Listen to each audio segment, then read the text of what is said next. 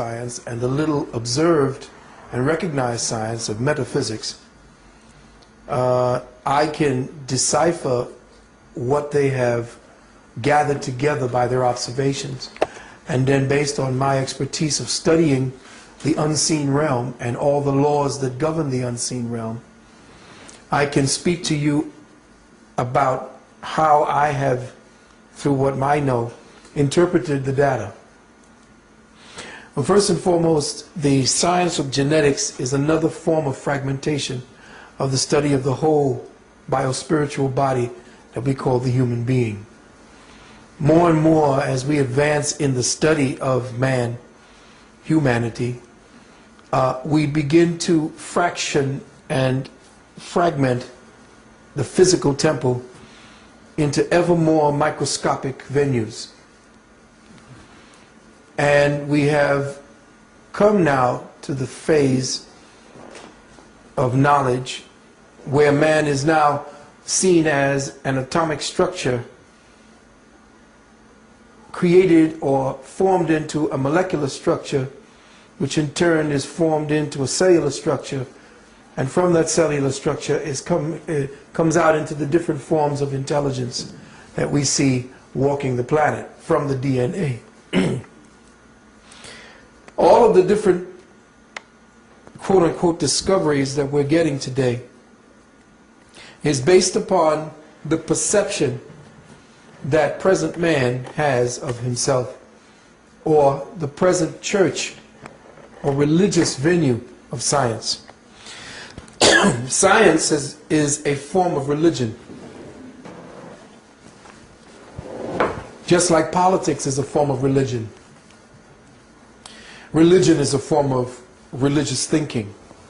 It is the marginalization of thought or certain abstracts into a formula. And then that formula is meshed over, and you take a piece, I'll take a piece, and everybody has a little piece, and they'll see what they can extract or mold out of that little piece. Genetics is simply one of the branches of the mold that we're studying. And it's interesting that the more we find out genetically about ourselves, the more we get to that little black box, which no one seems to want to speak about except us, and that is melanin. We speak about DNA because DNA is almost neutral in its context. Everything that has a biological basis has DNA. So does rocks, dirt, everything has some form of DNA structure because it is part and parcel of a living, breathing, sentient, conscious planet. So there is no part of what we live on or what we participate in that is not conscious. Not only of itself, but as itself. So when Brother brought this particular information to us, what happened is that every time there is a new breakthrough in science, and I know that there are other metaphysicians and other spiritual people who know what I'm speaking about, that every time someone comes to us with something new that science has discovered, the occultist, the metaphysician, the one who studies the spirit, already knows what that formula is. We just have not yet interpreted the language that they've used to describe what they've discovered. But once we get a chance to look at it for a while, we know, based upon the science of metaphysics and the study of the occult realms that our ancestors have studied, we know what they are touching upon and what they are looking through. So he may hide behind his codes, which probably, if you punch in the letters D.N.A., you probably get right to them. You have to see that his constant fractionalizing of life is based upon the way that he sees through the prism of his reality. He cannot see or abstractly understand and understand whole beings and whole things. The Caucasoid has a frame of reference that cannot see the wholeness of a thing. He may be able to describe the surface of it, but his ability to interface with that thing that he is observing, he does not have the mechanism, the crystalline mechanism necessary for him to access that. Oh, there are many who have crossed that line by studying ardently and religiously, quote unquote, and fervently with the dark-skinned masters, but they still do not engender the immediacy of the spirit. They have to describe it in abstract forms through their formulas and what they believe they see as we consciously move through ever-evolving stages in the spirit. So every time the spirit becomes more and more evident within each of us, he discovers a little something different or more about himself. But you see, we've already put that into capsulized form as peoples of color around the world through the way we dance, through the way we sing, through the instruments that we create in order to interface with that sound, light, frequency, and vibration that we call the Spirit of God. And I'm doing all of this before we condense into the particulars, because once we do the particulars, we're getting into the white frame of reference. And what I want to do now is to set the groundwork for how we must see and interface with the information.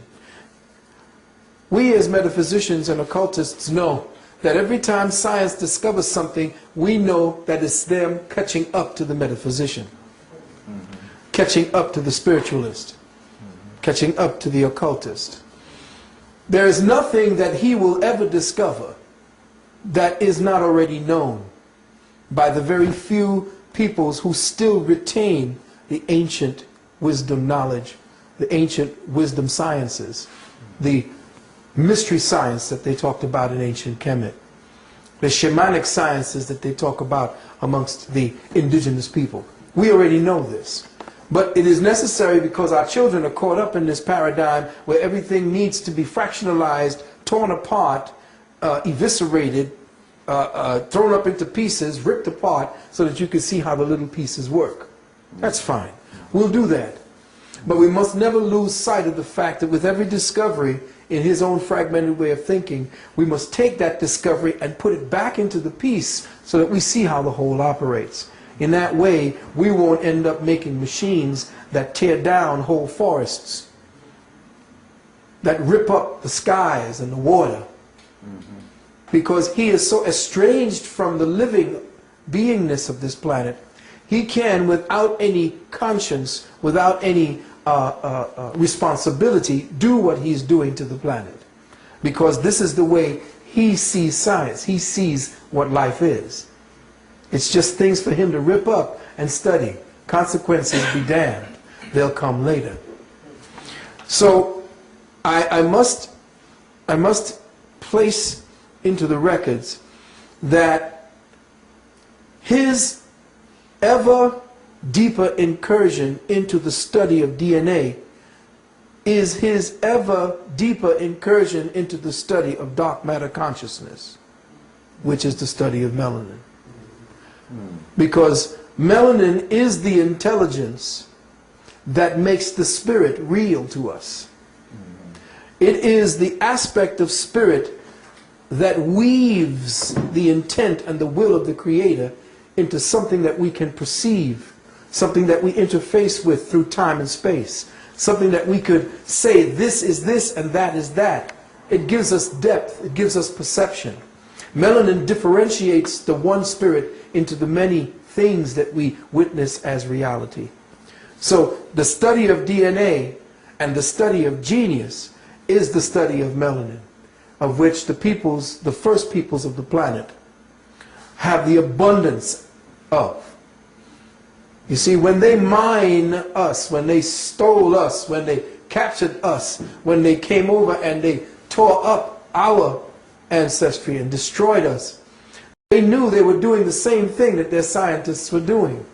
Ripping up the melanin, tearing it apart, taking away its homogeneity, its oneness, and its unified form of the world, and fragmenting it into all these different tribal mentalities that separate us one from the other, have us fighting one another, just like he's been doing. So he's ripped up not only us from the earth and from our places where we were indigenous to, he's ripped up our consciousness. He's torn melanin into shreds. He has miscegenated us so that we no longer can tap into the deeper dark matter consciousness that is our legacy within the central part of our brains. So when you have that richer part of ourselves being torn apart, he attacks melanin through the food he puts into our communities. He attacks our DNA genius and what is to come, how we may lead the planet back into its righteous trajectory towards the consciousness, the creator consciousness. He tears that up with the food that we eat, the juices, the kinds of things he puts into our community.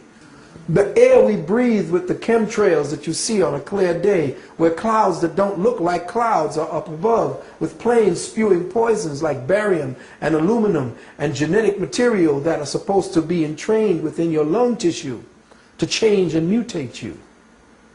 He is destroying the ability of your melanin to interface with the dark matter consciousness called Eta Carina that is heading in this direction as we speak today. The black God or the dark God that was talked about in Amos in your Bible. Because they said God is not the light, God is the darkness. They said the darkness was existence, and from the darkness came the light. Well, the darkness is returning, and it's making all the scientists afraid because it's about to give forth with a burst of light. Phosphine genius is about to burst forward. And they say that once it happens, the skies of our solar system, our galaxy, will not see any blackness for a period of 7 days. Now, these are written in the holy books, but these books were not holy books for us to bow down and worship to. These books were there for us to study as books of science set down by our ancestors, who spoke about melanin in the Bible, or what became the Bible that we read today. What became the Quran we read today, the Sefer Yetzirah, the Kabbalah, all of these different books that we read today have to do with the return of the darkness, which is the eternal womb, the triple black mother. And right now it's returning. But you see, our melanin, the genius, the DNA that we're about to speak about is fragmented. So I'm going to try and I'm going to attempt to put together certain things, and which is what I've done. When you asked me what it is that you wanted to speak about the 6-strand DNA. DNA series. The series, the six-strand DNA, the 6th day, I'm going to explain what that means. And the 9-strand DNA series. That has metaphysical ramifications way beyond what their science is revealing to them, or what their own contained mentality will allow them to understand. And this is where the metaphysician has to step in, and this is why Dr. Oyibo is not only so essential to the next phase of consciousness on this planet, but why he is feared by the present structure, the present church of Western scientific thought. So in listening to what it is that you wanted to speak about and hear is global distribution of the DNA series, this is nothing new. This was already known by most of the scientists, because there are books written by the early medical scientists who went to study African peoples, who went to study indigenous peoples to the lands south of the equator, where the people are darker and more richly melanated. And they wrote a series of medical books attesting to the difference between melanated peoples and white peoples, to the point where their apothecaries and their pharmacies created drugs differently because they had a specifically specialized effect on melanated peoples as opposed to white peoples. For instance, white peoples have more metal in their medicines than black people can tolerate. So they made most of their medicines so that they could not interface. They had to put more metal into them because the Caucasoid is so deficient of iron. Whereas peoples of color have a rich uplaying of dark iron. That's why you get your dark, black, rich, melanated color, is because of the fact that your face and your body has laid up iron in it. But to see, the problem is you are like an earth without the plants and the soil and the flowers that grow from it. In other words, back in the days when you had a dark, rich, black earth color, you gave off a greenish, bluish hue. Like you can go today to Senegal and watch those brothers and sisters stand in that sun, and they are so black they shine blue. That's true. But people don't know what the secret to that kind of melanin means. And it means that there are times when our people moving through consciousness as the true earth creatures, that at times when we were in the sun or when we would think a certain emotional thought, one of the chakras would tell us immediately where your thoughts were focused, and you would vibrate that particular color in accordance with your emotions. That's because you were in tuned and your melanin was not disjointed and fragmented. It was connected directly to the interlacing conduits that connected directly to your nervous system. And that nervous system, through its own conduits, connected directly to the etheric body that you had, which is called the breath form, which you commonly call the soul. So your soul, through the nerve estuaries and the electromagnetic wiring in your body, connected you directly to your skin. And the soul had its outward representation in the way that the molecules and the atoms formed you to imitate the triple blackness, because from the blackness came the light, but in order for the light to know itself, it had to be housed back in the blackness. You see. So what happens now, we don't understand what color is. We don't understand the science of melanin, what I call dark matter consciousness. And in thus doing it, we do things unconsciously in the spirit. That's why religion is such a, how do I say this? Such a deep, intoxicating, and addicting substance to dark folks. That is the number one place where they can defer and deter the consciousness of black people by setting up a structure to intercept the true spirit. And the one structure that intercepts the true spirit is religion. The dogma of religion are to take us away from actually interfacing with the true voice of God that will tell you the name of the Creator, because your DNA is linked to your melanin, and your melanin to the pigments on your skin. And that's how you had all these different names for God. Not Jesus. You didn't have these names like Allah. You didn't have all these names. These names came and were fostered upon you because you had names like Unkulunkulu. That was the sound of the cosmic resonance of the drums. And the way Most High spoke to you, so you spoke back the name that was given to you directly. You didn't need a second-hand interpreter to give you a name for God. God already gave you its name wherever you were on the planet, because the name that you called God where you were on this planet was the harmonic frequency necessary to keep the balance of the overall planet in place. So when this Caucasoid came around and began ripping up all of your religious sounds and your music and the way you spoke directly to the Creator, it ripped up and tore apart the planet so much now that it begins to wobble. The planet itself today wobbles because every one of us is calling out somebody named Jesus who never existed. Never existed. That's correct. So your melanin can be used to keep you in the prison. because it's easily infected with illusion. And that's why we must know ourselves from inside out. And if this is a chance for me to speak more deeply upon what it is we need to do, you know I'm going to actually do my best to be here to speak on that. Thank you. Thank you. Thank you. Give thanks.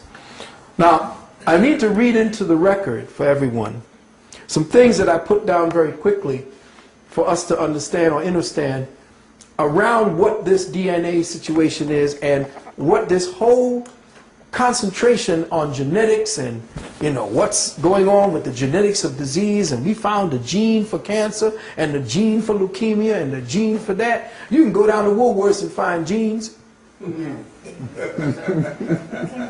There's genes in everything biological. But he needs to do that. He needs to think that he is in control, because he is going to poison you with what he finds. He can't do anything good with what he finds. He needs to keep poisoning you, because by your suffering and pathology he lives. Know that the medical system does not exist by your health. It exists based on you being maintained within a pool of pathology. That's correct. So his control, his science, is to find out what may harm you so that he may stay in control. Oh, yes. There is no upliftment in his science, because he has completely extricated the principle of the deity of God within all of his science. You cannot find deity in any of his sciences. Therefore, it has to be satanic. So the study of genetics, the study of medicine, the study of all of the biologies that he has is a satanic study, because he does not believe that a divine intelligence operates all things. Now, if I may ask you a question, if you would prefer just to go completely and I interject questions on the end, I'll try to do that. Good, but let me put this down, because then the questions may have been answered by what I have put down here for you. So let me just get some rudimentary things down. Simply put, DNA, or deoxyribonucleic acid, makes RNA, ribonucleic acids, which in turn, ribonucleic acids makes proteins. Everybody knows what a protein kind of is. Proteins allow things that are called amino acids to be registered messengers. Okay, so I'll show you what I'm talking about when it comes down to, say, for instance, to the DNA helix. And we'll deal with the DNA helix like this, because this is the simplest waveform that we can see. This is not, let me just say this first. DNA is not what you think it is. This is simply an abstract model by what science has done to simplify what it is. Okay, that's all it is. So when they show you this fancy model with all these little things all over it, that's a clinical model, because they don't all look like this. DNA is simply a wave energy pattern crystallized into a gelatinous mold. Okay? And the reason why it seems like this is because we're stuck. And I'm going to get into that. So DNA makes RNA, RNA makes proteins, and proteins allow the amino acids to be the registered messengers. Each amino acid is different and thus has a different geometric shape specific to its duty.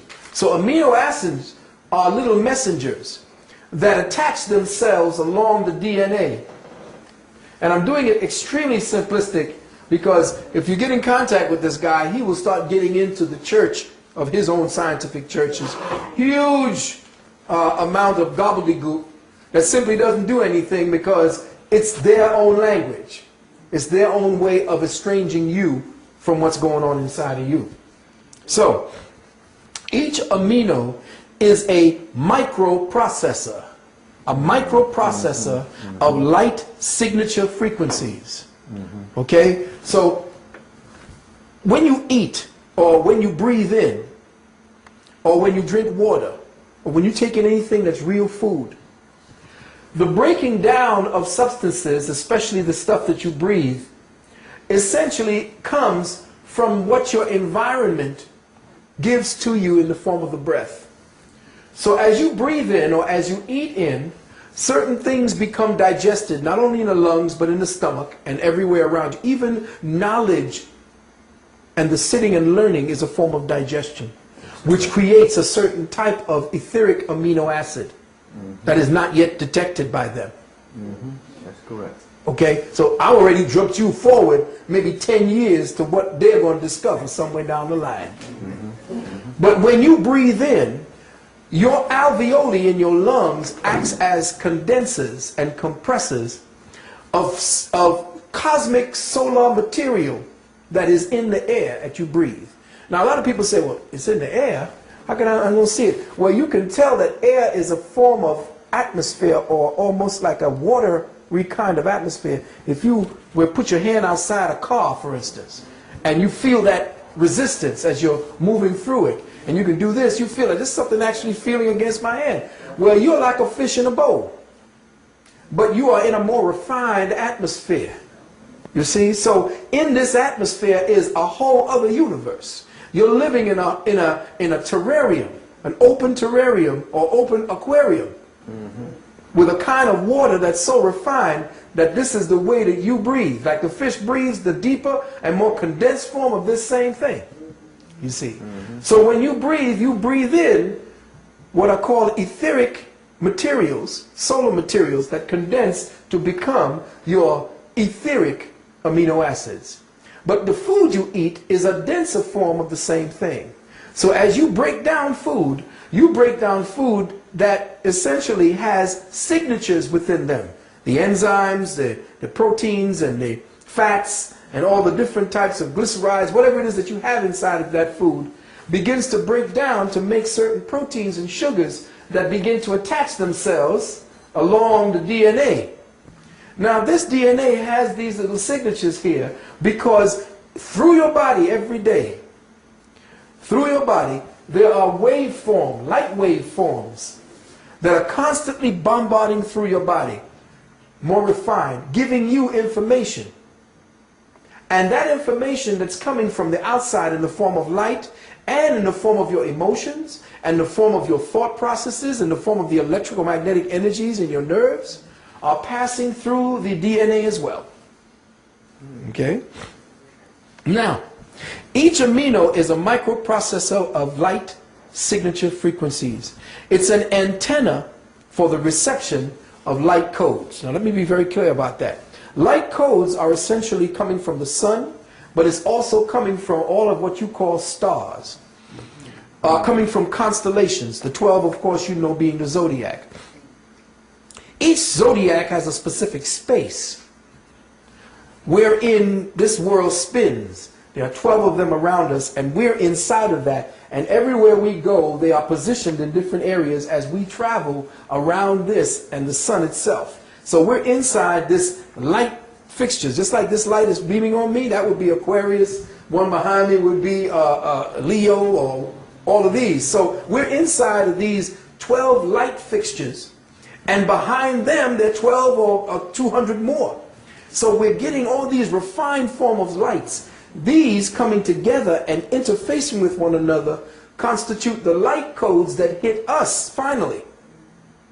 Okay? And as the light is hitting us, we're breathing in the residuals of those light particles that are given off.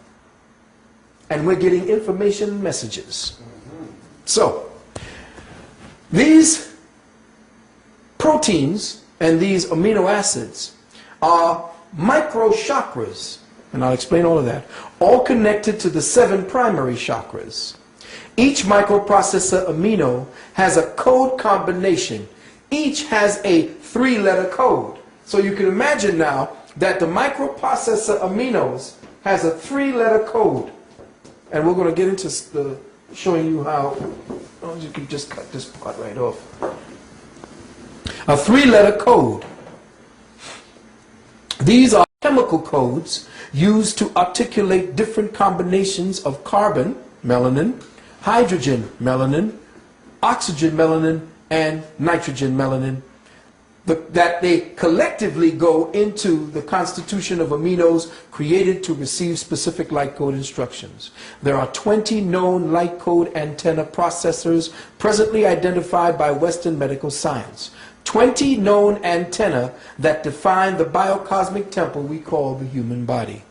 The human genetic code is comprised of 64 possible code variations, what they call codons. Now, if you know anything about the ancient I Ching, what they call the ancient Chinese way of dealing with reading, I, and then it's called I and then CHING, there are 64 different combinations that you could throw of the coins that they give to you. Mm-hmm. And those 64 combinations of 3 are directly linked to how the code. So if you know how to do I Ching, you can judge what is going on in the human condition based upon your sympathy with the energies of the planet. You can throw those I Ching coins, 4 I Ching coins or the 3 I Ching coins, depending on what system you use. You can throw those I Ching coins and read what's happening to you and interface, because all 64 possibilities have a code next to them that our ancient ancestors wrote down. Okay? And they're linked to the so-called DNA.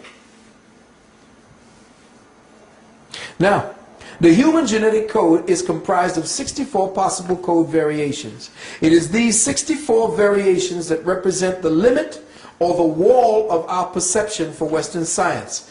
And this 64 code variations that I explained is to the Western science a complete mystery. There is nothing beyond it, because the present perception of humanity and science cannot go beyond the 64 coded wall.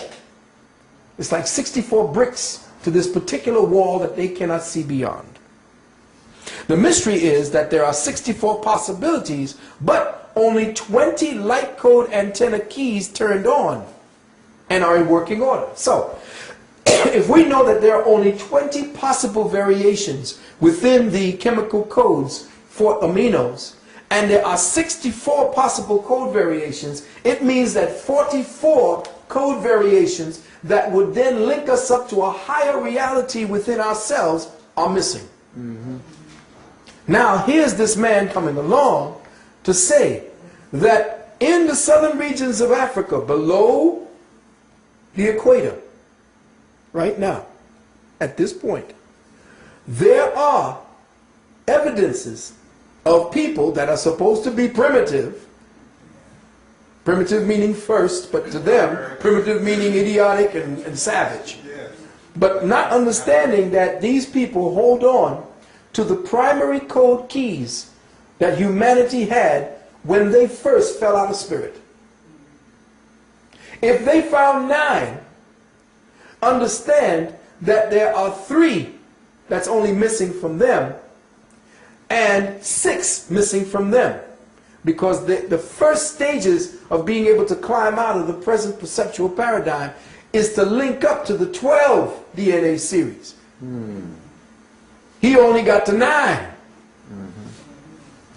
And we're going to explain what that means.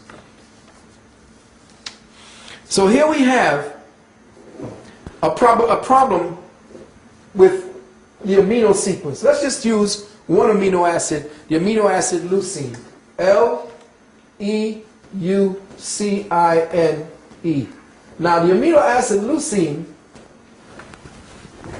reveals something very deeply in us. I mean, it shows something that they have found out in us.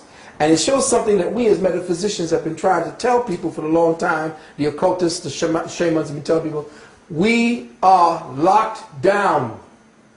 We can't see beyond the present perception because we have refused to release it. And religion is that lock, because it does not explain the spirit.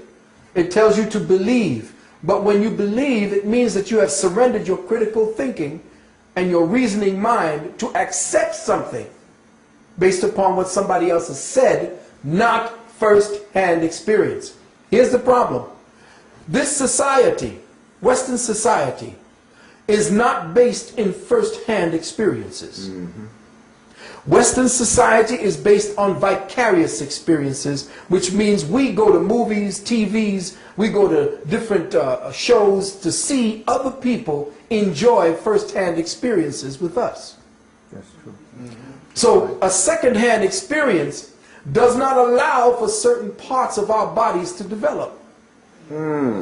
It does not allow for certain consciousness, cellular consciousness to be awakened. Because when you take away first-hand experience, you take away the soul's ability to interface with the moment on an organic level, and thus traps the spirit or the soul in a paradigm always looking for itself, which is a first-hand experience with itself. So now you have a creature who is living completely by vicarious experiences.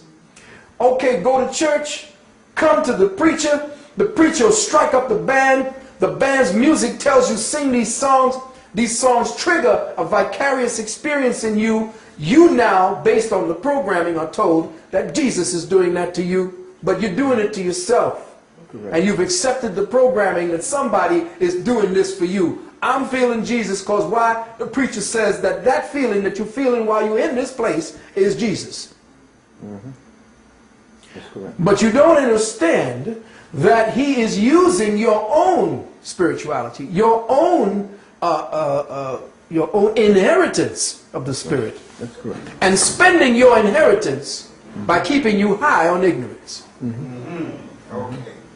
So understand now that what I'm trying to say is that at this present time, the present amino acid structure that science is studying is simply based upon a vehicle that is stuck in its own ignorance.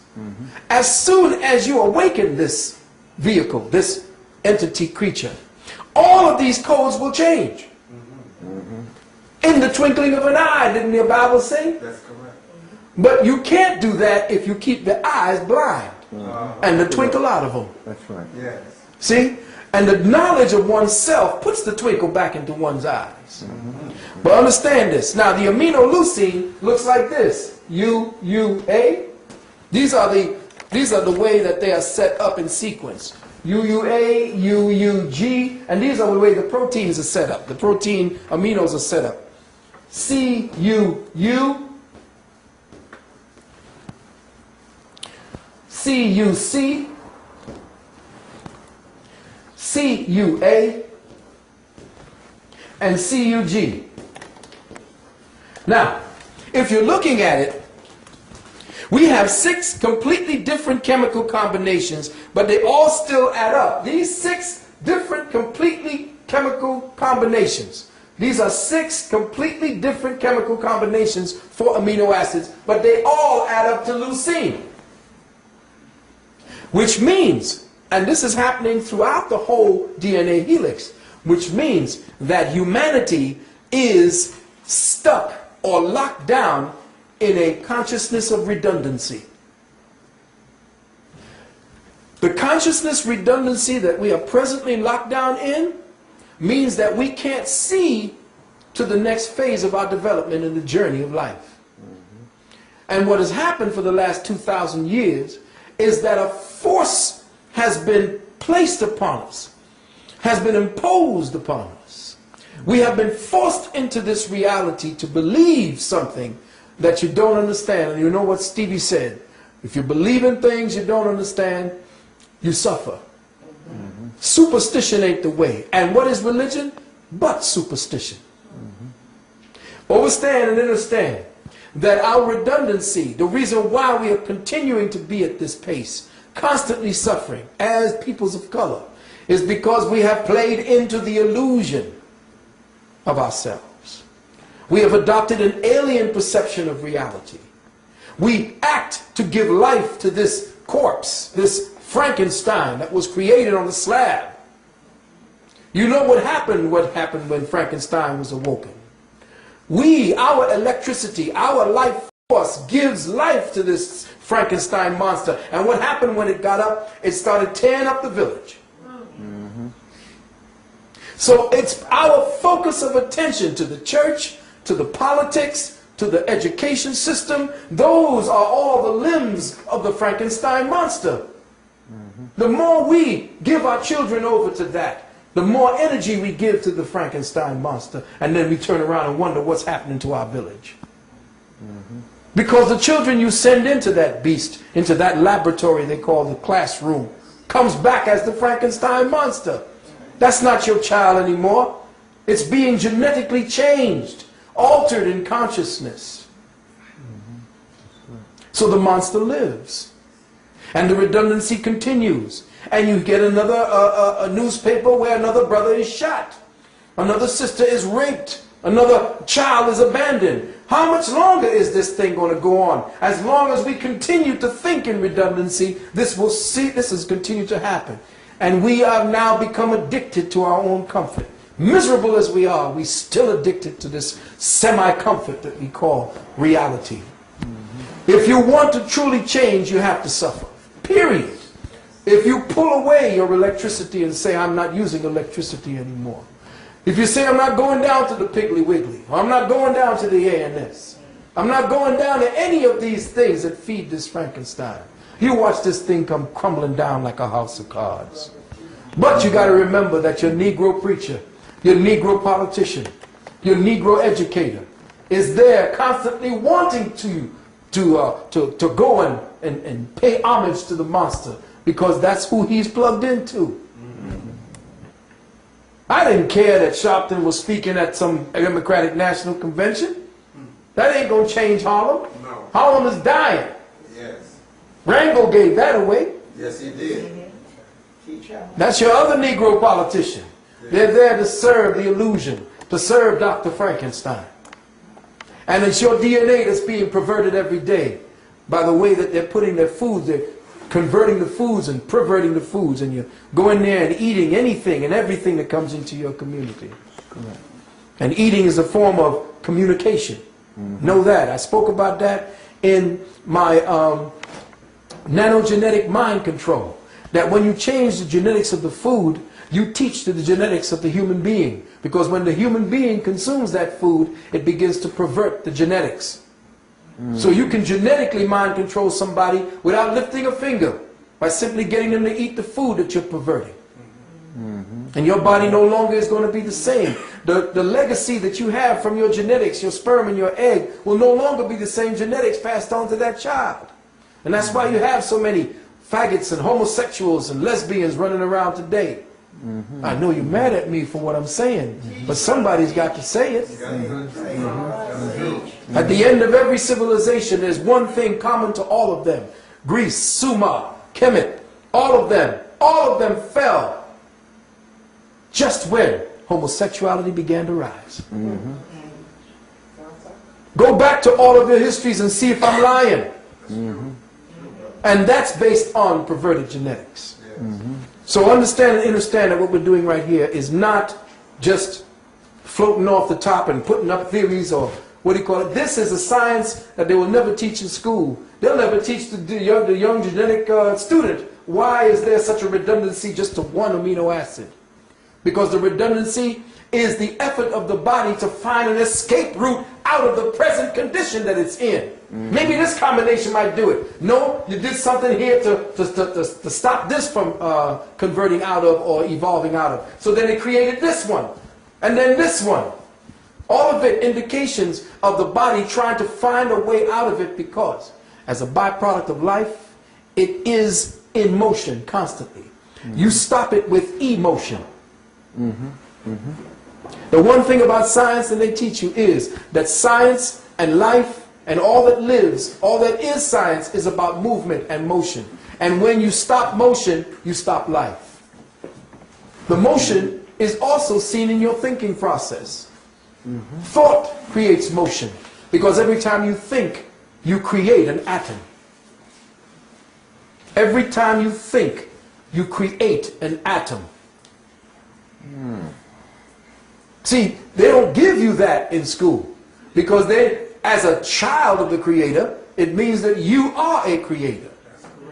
And as a creator, the first thing created, as you will see by that genius, Dr. Oyibo, was the atum. The one thing. The one thing represented as the all. So if you are the one thing in the many, then the one thing is within you, and every time you express, you will always express the one thing.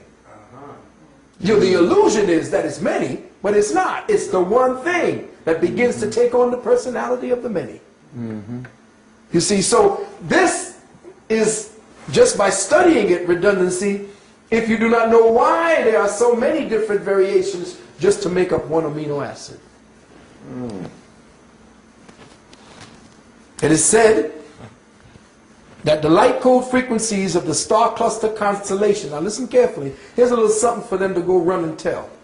In the book called the Enoch, the Book of Enoch, which was written by this white man named J.J. Hertog, with financing from the Rockefeller Foundation. This book I read about 10, 15 years ago.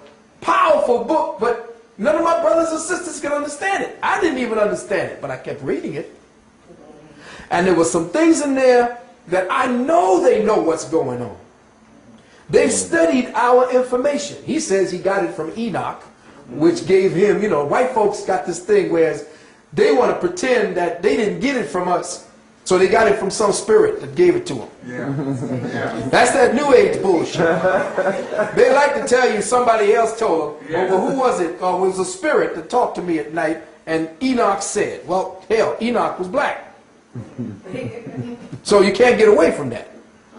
So in it, trying to remember what he was saying, I put this down. I says, the light code frequency of a star cluster known as Alpha Draconis represents the star grid system program that is entropic in nature. Entropic means that it sucks energy, that it leaves a void of energy, that causes certain energies to want to come to it. But it's entropic, it sucks the life force out of you. Like, you know, sometimes you get close to certain Caucasians, if you're around too much, you wonder why you're feeling tired. Or when you're around certain people, not just Caucasians, because there's a bunch of Negroes out there that be sucking your life force too. But there is a vampiric energy that creates an entropic feeling in you because you're feeding something that they lack. See what I'm saying? So there is right now a huge entropic energy called Alpha Draconis. And now the ancestors spoke deeply about this because they spoke about being devoured by the dragon. Alpha Draconis. Okay? But that Alpha Draconis essentially is a star constellation that sucks consciousness. Okay? That's how it feeds. Now as a result, it is said to devour all consciousness potential and keep planispheres like Earth chained or locked into the entropy of singular sun systems. In other words, we had, at another time, back 30 years ago, you know, you were there taping this, people thought we was crazy, there were at least two suns in our star system. One that was magnetic, one that was electric. Problem is, the other one got knocked out of our field of vision, and it turns when we turn. So we don't see it. And that's why they've been sending all these things to the sun. And sometimes we're not seeing our sun. You see what I'm saying? So at this point right now, we're looking at the sun, and where we are in conjunction with the sun, if it's a singular sun, it causes problems for us. This is an electrical sun, and it causes some deep problems for us. So now, the singular sun system causes consciousness to be, depreciated. This causes the collective consciousness signal bands of our species consciousness, because as a collective species, as we think and as we are emoting, we create an energy field that is not only of our own singular one, that is like our aura, but it collectively coats the earth. So all of the billions and billions of people thinking and feeling sets up an energy grid around the planet. That's correct. Okay? Now that energy grid around the planet is being devoured when we get into certain like certain times of the year, or certain areas where you begin to start seeing the effects of that with people at war, people killing one another, people getting angry, getting shot, things like that. It's when your higher consciousness just turns down to the lower, and the dragon begins to devour all of your higher energy consciousness. As humans, we are trapped, as a result, in the 7 harmonic field of star evolution, the 7th harmonic field of star evolution. The Dravidians called this particular star harmonic evolution Darvana, D-A-R-V-N-A, or D-A-R-V-N-A, Darvana Ratri. Darvana Ratri. This particular entropic energy is what is called, Darvana Ratri is called the night of frustration. This is when the earth goes into a specific star cluster and everything on the planet begins to become depressed. Whole species like animals, you see elephants. Why are elephants going into tar pits and just dying out? Why are species dying out at 6 and 7 and 10 times? Why are whales washing up on shore? They are feeling the frustration of the planet. And this Caucasoid is part of that energy frustration that we are exhibiting, that we are being participated in. We are participating, but we are being participated against our will. We just happen to come back at a time when everything is being flushed down the toilet. But there are some amongst us who are here who are actually seeing the days and the times, tabulating it, and are growing our soul as a result. There is no superfluous time spent if you spend it in learning, if you spend it in researching yourself, seeing who you are and could be with the next person. Because your soul is growing in light. You are energizing that field that you represent individually. So if the world were to blow up tomorrow, physically, your psycho-spiritual self, the soul energy, will have retained the experience, though you may not have retained the language. And that experience will find the language that allows it to express itself in another life. So it never is lost. So when people come to you and say, live fast, die young, make a pretty corpse, that don't make no sense. That's a fool. You see. So every day that you have the chance, study. And study thyself. Every morning you wake up, look in the mirror, and what do you see to you? Because the one looking in the mirror is the student. The teacher is the reflection. And that's the secret behind how the Creator created. You see, the Creator is the student. And you, by your actions and the things that you do every day, what you perceive and receive by experience, the Creator receives in turn. So you have a job to do. You are the teacher of the Creator. And some people say, well, how can you blaspheme? We are here to serve the Creator. No. The Creator serves us so that we may be better and better, so that it may be served in return. It can't know a damn thing if it's pushing you down or telling you you damn forever in hell. Oh shit, I might as well just go ahead. You allow me to do this. If I can do everything that I want to do, why not do everything I want to do? Now you're going to damn me for it? That's the myopic thinking of a prison planet mentality. And that's why our DNA is so frustrated at this time. Now this night of frustration is the present harmonic field that traps the planetary intelligence of man so that he cannot get behind or beyond the present sevenfold nature of cycles and changes on this planet. Man is chained through his inactive DNA to Earth's geometric cycles. Let me say that again. Man is chained to his DNA through the inactive cycles. That's right. To his inactive DNA. In other words, the DNA that is not alive, out of the 6 to the 9, that DNA represents what keeps him entropically chained to the physical planet and to this reality. That's why they call it gravity. Why do they call it gravity? Because it's essentially a grave. That's what it does. It pulls you in. Life is entropic in its nature, but the spark of the Creator is what moves it forward. So man is chained through his inactive DNA to Earth's geometric magnetic cycles. There are 7 days for quote-unquote creation, 7 years to the age of reason, 7 chakras, 7-year cycles for age progression of the cell, 7 seconds, 7 milliseconds, 7 nanoseconds before the phosphine explosions occur toward the inner dimensions of the mind. In other words, at that point where you begin to know yourself, as you raise the 7th chakra, it goes into seconds, then nanoseconds, as you plunge deeper into the well that you represent, that consciousness that you call the Creator. This night of frustration is a point in human consciousness evolution where the physical ordering of the mind must come to the realization that even star evolution does not share any singular space and time indefinitely. In other words, what we're looking at as the stars above us at this time, what we're seeing presently is not and will not remain like that forever. Even the stars are developing and evolving because they are conscious as themselves. You see, the earth is conscious as itself. It knows itself as water. It knows itself as earth. It knows itself as fire. It knows itself as atmosphere.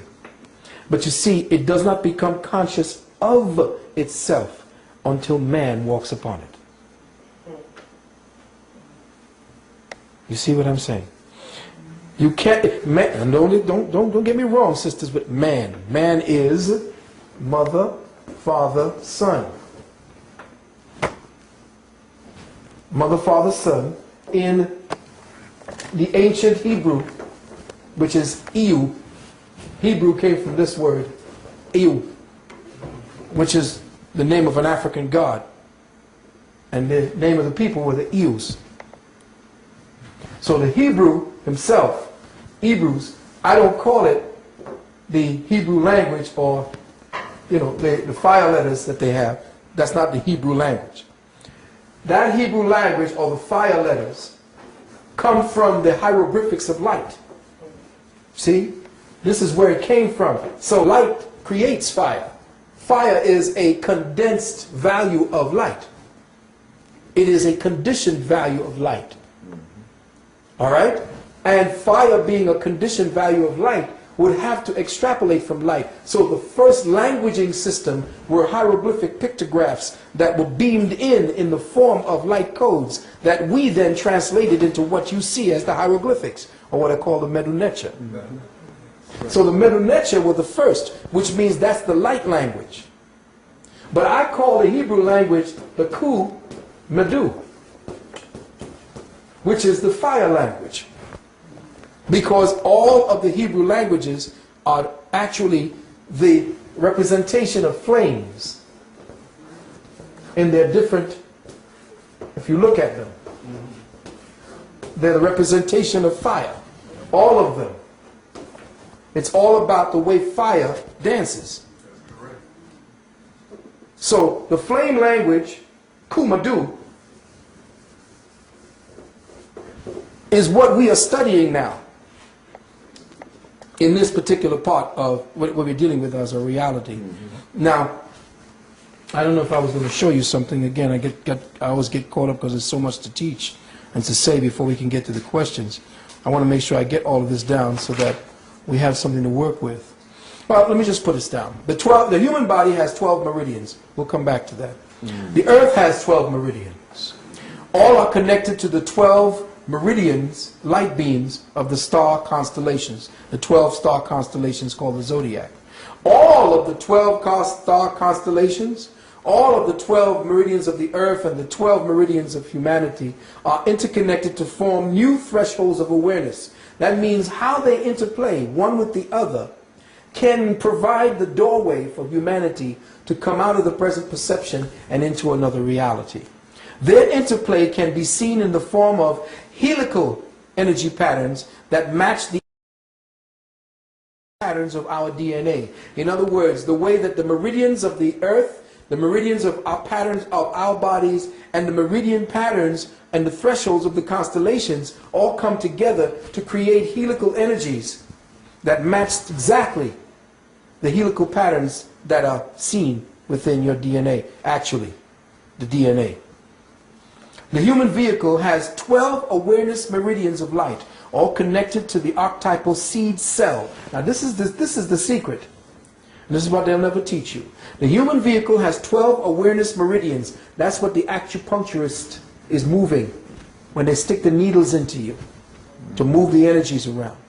These 12 meridians, awareness meridians of light, are connected to the archetypal seed cell located in the pineal, or the first light, first eye. Not the third eye, but the first eye. They want you to believe it's the third eye because they got you believing that these two are the real eyes. These two eyes are the eyes simply to diffract light wave patterns into forms of solidity so that you can perceive a reality. But the first eye sees beyond that to the true nature of all physical things. So it would have to be the first eye because that's where you came from. So the primary one eye, which sits on top of your dollar bill pyramid, showing you what it is that they're telling you, what the real deal is, that first eye, the one that they tried to atrophy with the new hamburgers that they're coming out with the new drinks that they're coming out with all the different things and the drugs they put into your medicines. All of this is to shut down the activity of that first eye and to impede the flow of all 12 of your meridians so that you don't open up that first eye. So now, this particular first eye, inside what I call the seed cell within that first eye, that seed crystalline cell is made up of a crystalline lattice. In other words, if you look at a crystal, you see it has a lattice. And that lattice is usually in 6 forms, in 6 points. All organic crystals, real crystals, have 6-point lattices. That's because that's the way the light wave meridians of the planet shapes them in order to translate information from the ground to the people above. Now we're mining them out of the ground, which is why people are getting more and more stupid. They get all this going on it, but they don't know what to do with it.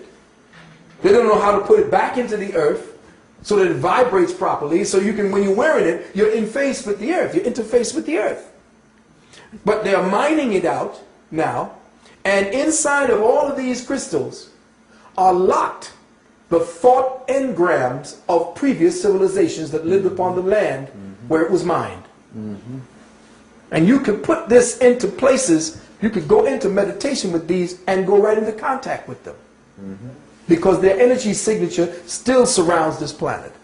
And that's what the white boy is trying to tune into.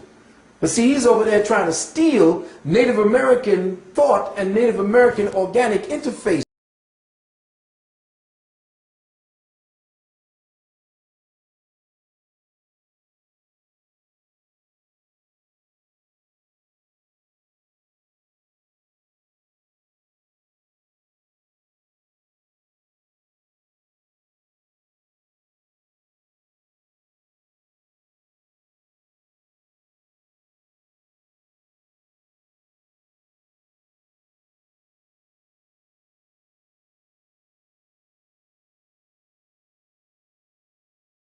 Able to very articulately see what you say and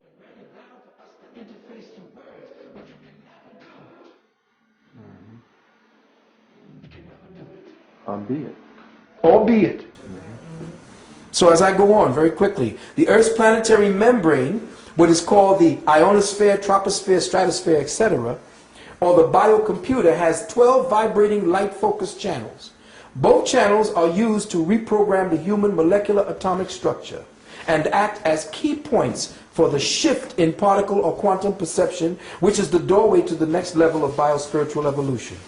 These 12 awareness meridians within the human body temple are synchronized through the 12 planetary meridians with the 12 zodiac portals, through the 6 double helix of 12-strand spiritual ladder, or the 12-strand DNA. Now, what does that mean? We're going to get right to it. It is 3 by 3 by 3, which is what we're talking about, the 6 double helix, 3 by 3 by 3, and the 3, 6, 9, 3 fours are 12. There are body meridians. There's 12 body meridians, which means 12 equaling 3. There are 12 planetary meridians, again 12 equals 3. And there are 12 signs of the zodiac, which means 12 equals 3. That means 3, 3, 3. It means 9, which comes up to the vibratory number of 9, which is why that is the last number that you can that can be formed out of the one linear first equation, the circle with the dot. You can only come back to 9. There's nothing else. After 9 is 10, and that's just a repeat of 1. It's the multiples that create from it. So I'm just kind of throwing this out there very quickly. This white boy, I forgot his name, went and studied again, they go into the laboratories, and he studied the DNA, which was very interesting what he studied. He studied the DNA and found out that emotion triggered certain DNA on the light code sites.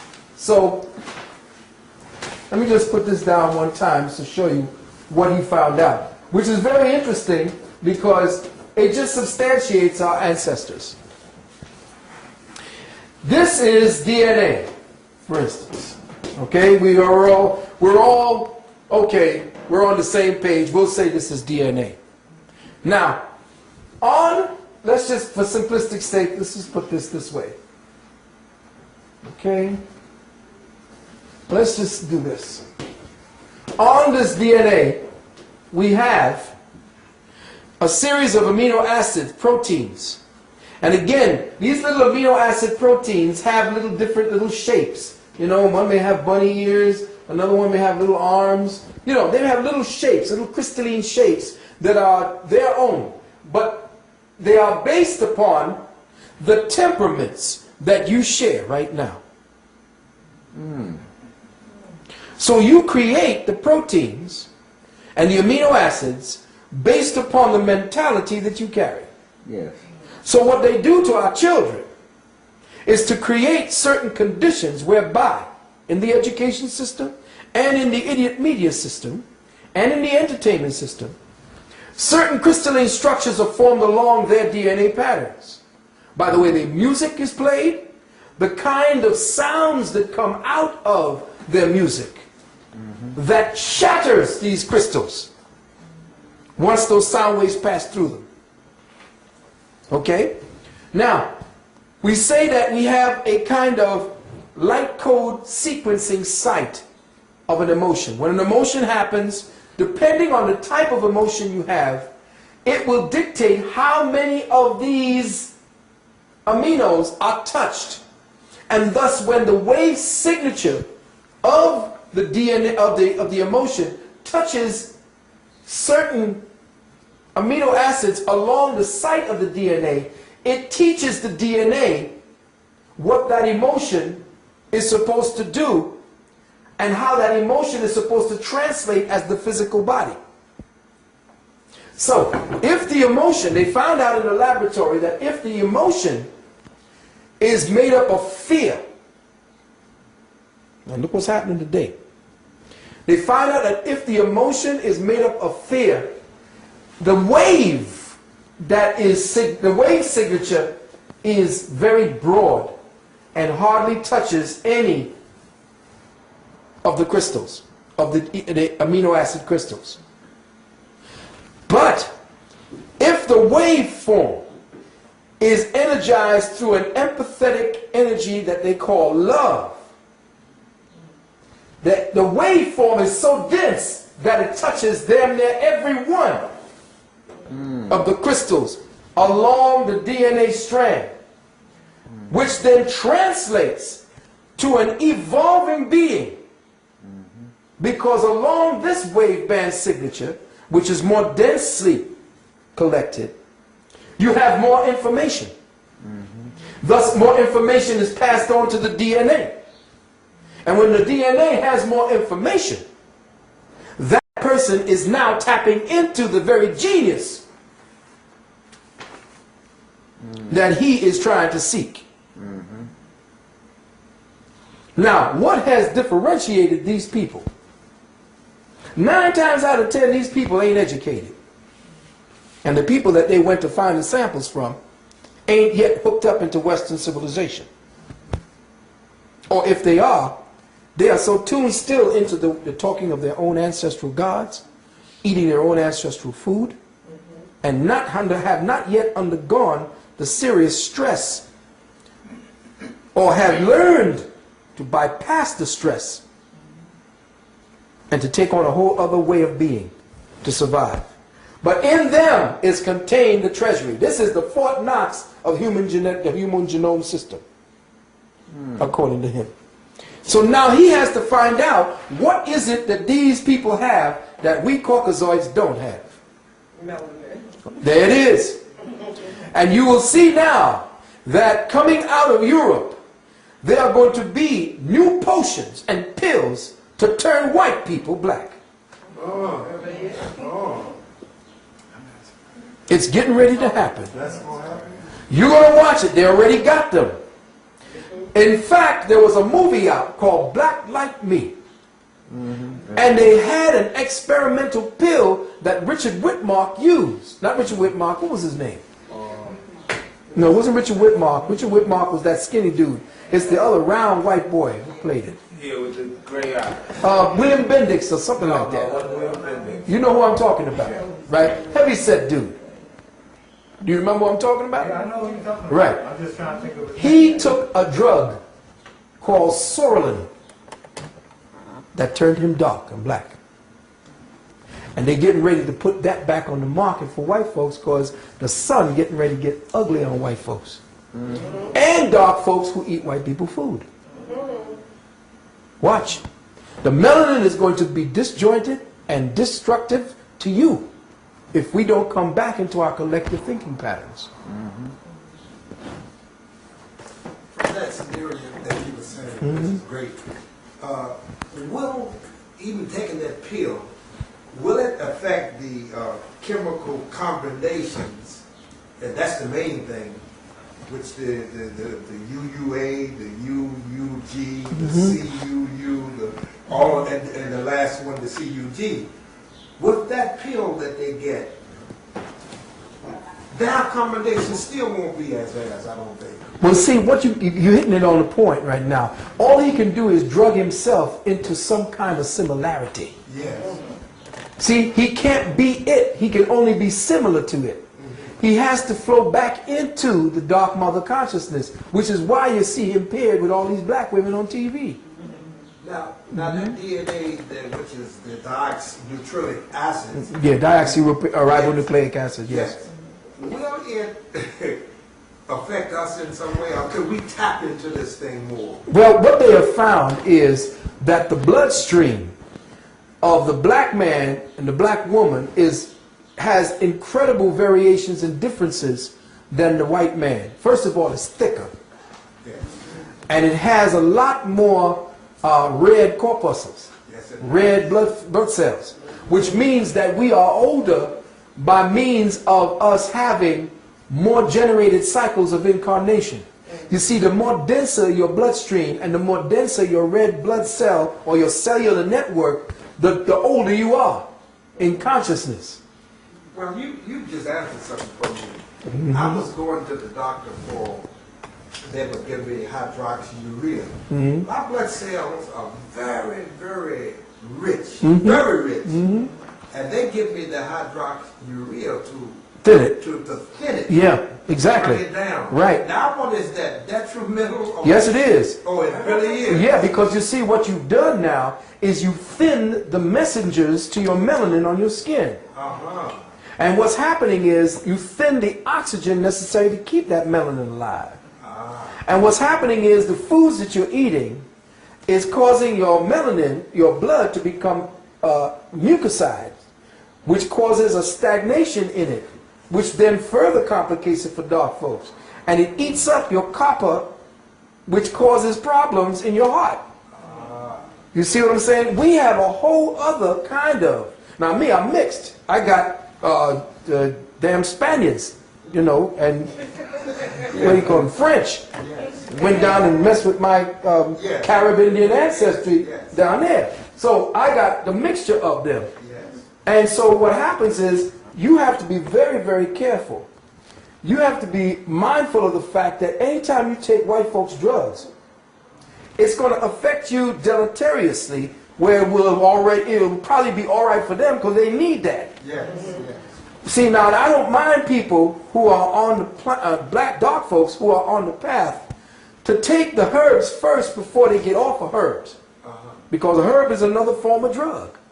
And our ancestors, until we learned that our ancestors only used the herb because it was a time of great stress and cataclysm. And we used it as a way to ameliorate pain and suffering. But we never used the herb itself. That's something over the last, say, 15,000, 20,000 years. That's when we started using it, because the earth was wobbling all around and the temperature was crazy. Everything was nuts, you see. And so we fell from that pristine time when the earth was spinning at the perfect centrifugal force that created a certain type of climate that was perfect. We didn't even need clothes. There was no modesty. We got modesty because we got crazy. We just listened to this white man that said, "You naked." What do you mean naked? What's that? I got what I came here with. You see. But of course, during the time that we had to protect ourselves against a seriously pathological sun, we had to put on, you know, the ancient ancestral gods, or what they call the Natchez, taught us how to clothe ourselves for protection. That's why you see the ancestral women cover themselves completely, because, I say this to you again, women are the most susceptible to climatic changes and traumatic changes in the climate. And that if you sisters are dressing all sick and crazy, with crotch cutter pants all up into your yoni, dressing with your body and your shoulders all out, that means you done got yanged out. That means you got more testosterone in you, which means your genetics are perverted. See, when the women are dressing to the point where they can have a crotch cutter set of pants that's rubbing up directly against the yoni and separating the yoni and rubbing up against that delicate spot, and they don't feel nothing, they have become yang. Because that's for men. Men are the ones who need pants, not because we just going to put it on for style. It's because pants afford us the best way to get rid of the extra heat that we make. Pants causes heat to be deflected from the body. Whereas the skirt, if used in layers, like your ancestors did, keeps heat trapped within the layers of the skirt. That's right. Now you can use the pants under the skirt if it's real cold and you're living in them crazy climates that you got to keep changing. Yeah, but your ancestors wrapped herself. She didn't wear bras because at the time the sun wasn't crazy and the atmosphere wasn't crazy. Therefore the people weren't crazy. Therefore the body was not just something to lust after. That's another form of sickness. Yes, yes, it is. So the sisters have to learn that her body and the way she treats it is the way the legacy that comes from that womb will be. If the woman is, and this is something that I'm definitely getting fighting from the brothers and sisters, if the sisters do not understand that their bodies dictate what's going to happen to the next generation, whether it's going to be insane or not, they will see that if they don't change and teach their daughters and their children, especially the girls, that there are certain things that they cannot do. I don't give a damn what the style is, because this European is setting the style trends for our young girls, not us. That's correct. And they're dressing our children. Yes. And I know they say I'm crazy, but it isn't that I hate women, and I wish y'all stop that. I don't hate women. That's stupid. Why would I want to help sisters if I hate them? Let me just say this, because we could get back to the DNA, but this is very important. Even what the Arabs use is plagiarized and ripped off from African women or women of color, because the covering of the nose by what they call the exercise of purdah where the women covered themselves, was a way to protect herself in poisonous environments, especially when she walked amongst men.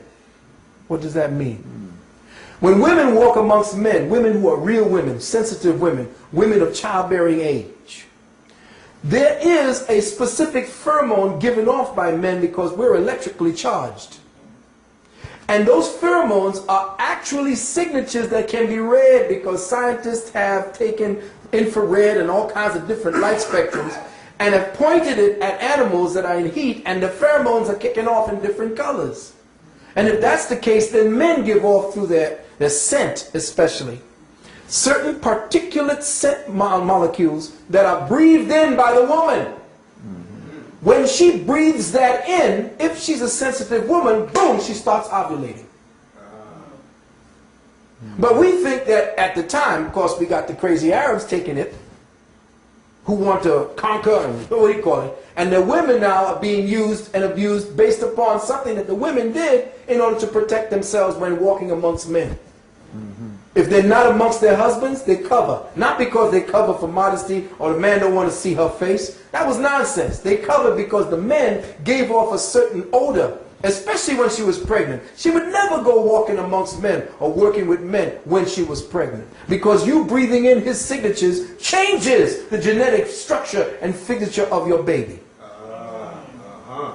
That's why you never saw the women. You would come in first and see the warriors. Hey, you can get past them, then you may come in and see some of the women if we allow it. But nowadays, it's like, you know, everybody for themselves. And this is why we in the madness we are today. At the time, our African women, or women of the ancient times, 100 to 150,000 years ago, knew what men were for. Men were to take the stress off of their lives. Because a stressed woman creates stressed children. Yes, it does. Yes, it does. So we created a stressless society for you. That's why when the white man came and saw women doing everything, that's because paternally, Africa was a paternal society, not patriarchal or matriarchal. It was a paternal society where we made sure that our women were happy. And only when this white man came in and changed everything and then created the science of anthropology to go back and study what he thought he was studying as a primitive peoples. No, there's no primitive peoples untouched by the madness of this Caucasoid. And that every society, every tribe he studies now is a pathological expression of when they met him 200 or 300 years ago. So they ain't going back trying to study somebody, oh, this is what they do, and they've done this for thousands. No, they didn't. They did that in order to convert or to survive while you were there. The real indigenous peoples that you could see have not been touched by European hands or touched anything. Discovery destroys. Yes, it does. It doesn't do anything to enlighten anybody. And all they're doing is going there and changing. When them Christians and them damn Jesuits came in there were no tribes that came in there. And you can't study no tribe at their indigenous levels anymore. So the women were not beat up. Imagine a man who has got some kind of intelligence to build a pyramid is going to beat his woman for 10,000 years. Does that make any damn sense? That makes no sense. No sense. In every African ancient society, the women are revered. Only in this Caucasian society, she is not. Because she was at war with her man. She used to raise the son to kill the father. It's all in their stories. But when you see the ancient Kemetic principles, you always see the male and the female behind him as the support mechanism to him. Never the other way around. And that's all for all the sisters who want to think feminist. There is no woman in front of a man. That's madness. You don't let your woman go through the door first. That's white folks.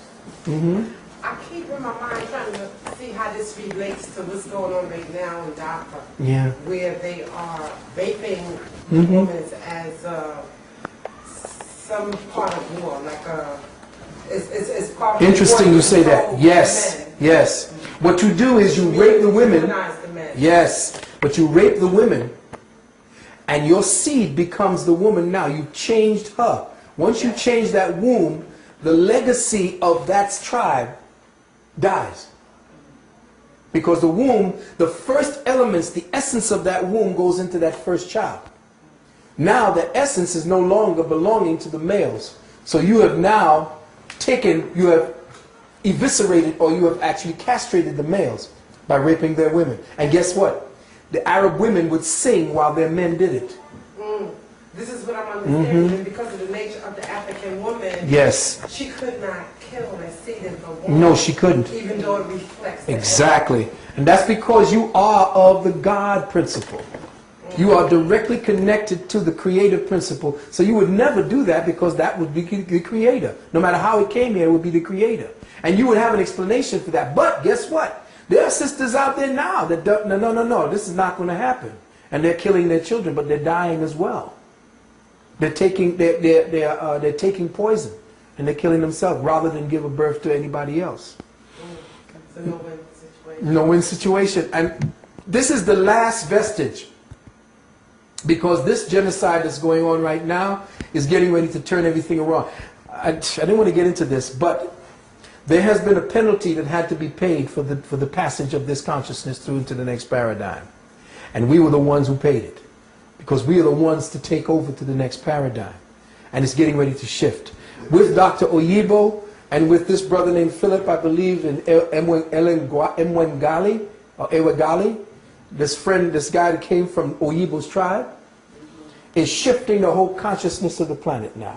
He has no room, there is no room for him where it's going. That's why he has to create his stormtroopers.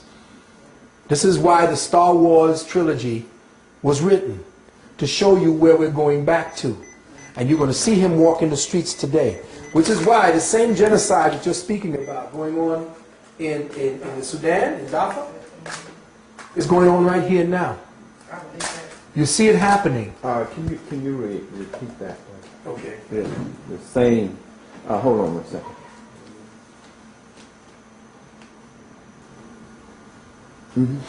This is why the same genocide that's going on in Darfur today, in Sudan, is reminiscent of what the genocide protocols are set up here for today. And all of the weapons from science is now going to be targeting to people of color. Walk Harlem today, and I guarantee you in 10 years, you won't see any black people there. If you do, they're going to be regimented to being consumers or people who do menial jobs. Even the Mexicans are going to become the quote-unquote new niggas up around Harlem. And you're going to see it happening. Yes, and if you go over to Queens, there are no black peoples, only in small little clusters. Where they all gone? Go to Borough Park. There it is. There's a lot of Mexicans and people that cannot speak English. Everywhere. Doing most of the work. Everywhere. And this was a plan by the Bush administration to saturate, yes, with Mexico. That's why they call him El Zorro. Your boy, the president, the fox. Smart. He just opened up, and they opened up the borders, because remember, he got the boy, Bush, he's got the Spanish blood in him. Spanish nobility. Yes. Spanish nobility. And they know what they're doing by putting them in, because these people do nothing for me. They need new niggas. They don't have to ship them over in boats no more. They just have to open the borders. In California, Texas, Florida, all it's Mexico anyway. Hey, coming down from Canada. It's the same way. They're going into Canada. You see, and they are stopping Africans. They have a kind of a quota system for Africans and for Haitians, because they know what they have to do. Right? The genetics. It's the genetics. And they don't call them Spanish. They don't call them, quote-unquote, Indians. They call them Hispanics. Now, Hispanic is just another name genetically for white. Yes, yes, The word Hispanic translates to mean white. yes.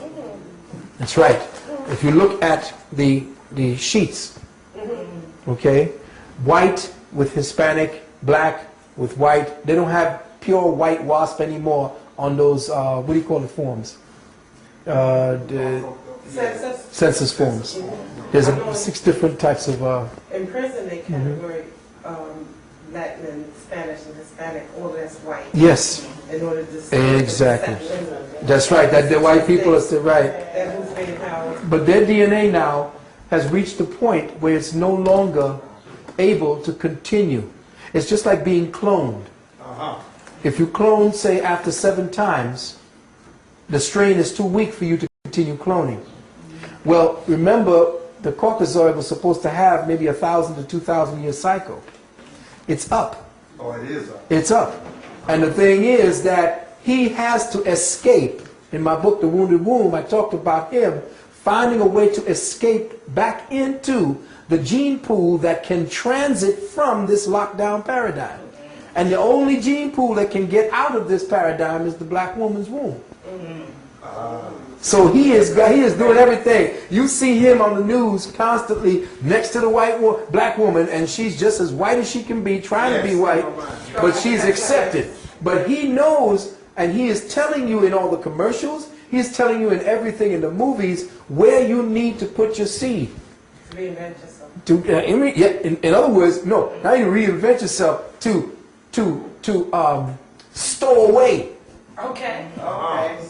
To stow away into the boat of Ra, which is within the womb of the black woman, the melanated woman.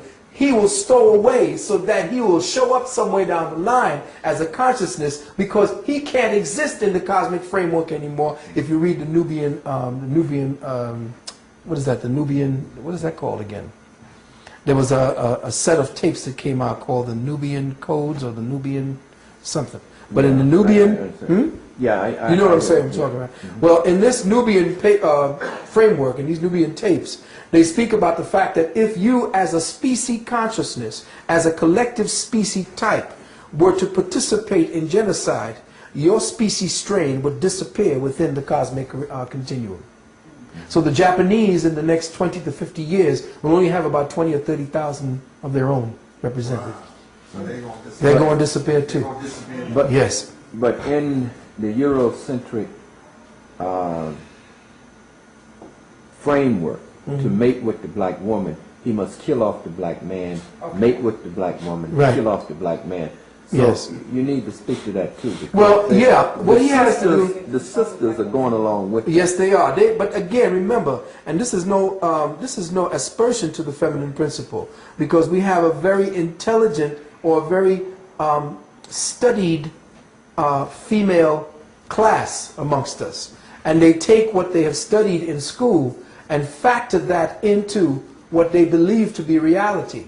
But the female mind is a support mechanism. It is not an initiating mechanism. It is the necessity for the soil. A soil supports the growth. The female is the earth. She is the soil of all creation throughout all existence. Thus, she is a support mechanism to all that is life. You cannot take her and put her into a managerial position to create situations where you solve problems and dynamics that needs mathematical logic and so forth, because she doesn't function that way. She wasn't made to be functioning that way. That's the masculine principle. But when you take her and put her into that and force her to study that and change her nature, that's the secret. Change the female nature from one who supports and use her unconditional love matrix as a way to accept anything, like homosexuality, is mostly.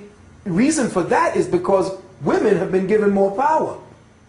And the reason why homosexuals, males especially, can come in so fervently and be so out is because the females have been given the power to say yes or no, or I'll accept it or I won't. But their nature to accept all, like, you got the butt ugly child, well, that's my baby, I love my baby, and well, he's a little deformed, but I'm going to love, that's your own, that's who you are.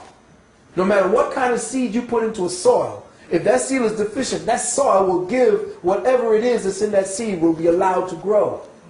But when the male comes along, he'll chop that shit off and throw it away or burn it.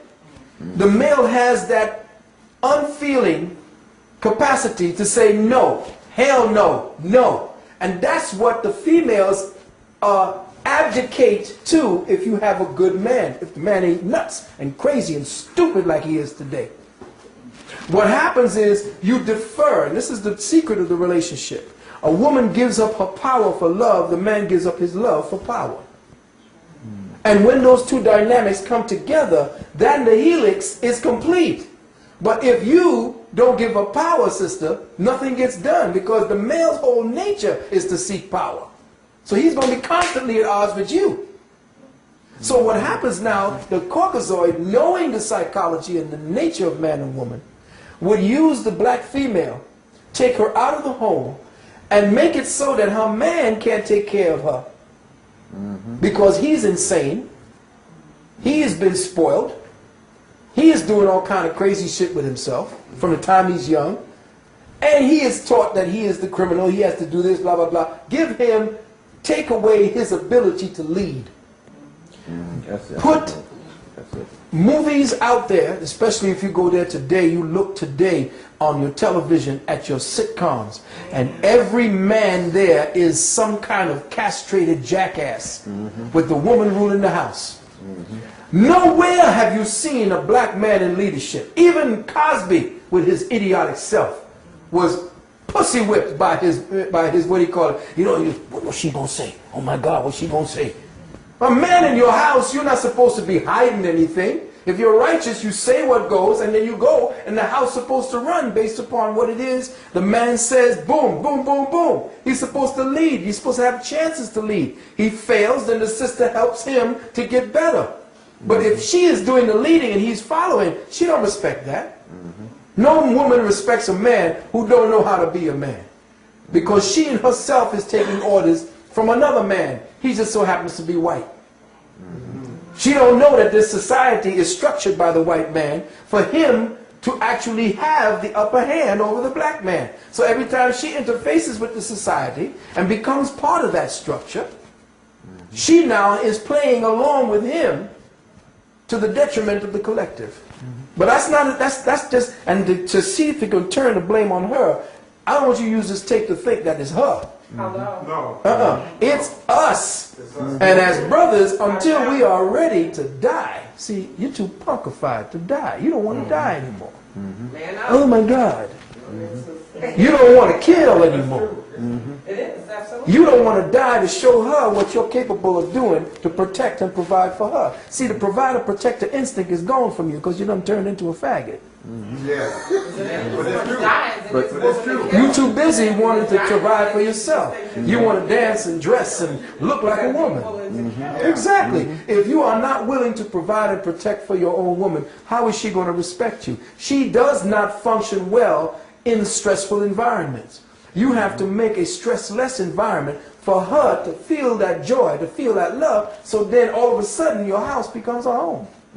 But that particular equation has been factored out of us. It's been now factored out of our children, our girl children especially, and our male children. There are two separate schools where the society now functions according to a dynamic of both male and female, where the gender principle has been taken out, where the DNA has been attacked in such a way to take away the gender principle and have this one mono creature walking around opposite to what it is that they represent down here. While you're on that field, speak to the brothers. Pants down below their ass, braids, earrings. I mean, damn. Don't compete with Well, you got to with understand it's a earrings. psychology. You got to understand the young brothers in the psychology. Now, I'm not talking about African brothers who are in their cycles for initiation. Native American brothers have always had their hair because hair contains nutrients. And when you hold on to your hair and your nutrients, you don't get heart attacks. No, I'm You see, talking about no, I'm saying braids. bows and braids. No. I'm saying, let me just get that straight. So, because the long hair on our young, right, the long hair on our young brothers is a sign of rites of passage. The Maasai's hair, back into, yeah. So, the self, that hair is them trying to find their way back to that place where they had that initiation. Now, them wrapping it up and dressing like a female is something different. That's another thing. The piercing of the ears and the nose, that's us. That's warlike. You know what? That's the warrior. Now, the piercing of the ears was deep. Why? Because the females did it first. Why? Because during the time when the atmosphere of the planet was in turmoil, the psychic senses were down. If you turn your ears upside down, you have the shape of an embryo. And this is the head. And where they pierce, that's the third or first eye. And when they were by themselves and the men were out in a hunt, they either put a silver in or gold. The silver was to become a lot more calmer, to bring down the energy of the first eye, to chill from seeing all these spirits around you. The gold was to heighten it so that you could sense danger. The skin being cut was not just scarification for beauty and all this. That's what the white people came to talk about. The scarification was science, because where the Africans had to run during the times of turmoil and war into places that would not be habitable by humans. Because see, the part of Western Africa was not supposed to have been inhabited by any man. It was supposed to be only the animals. That was our wildlife, wild kingdom. Western Africa. It's the eastern coast down by where all the rivers were running, where all the fertile land was, not damn near by the desert.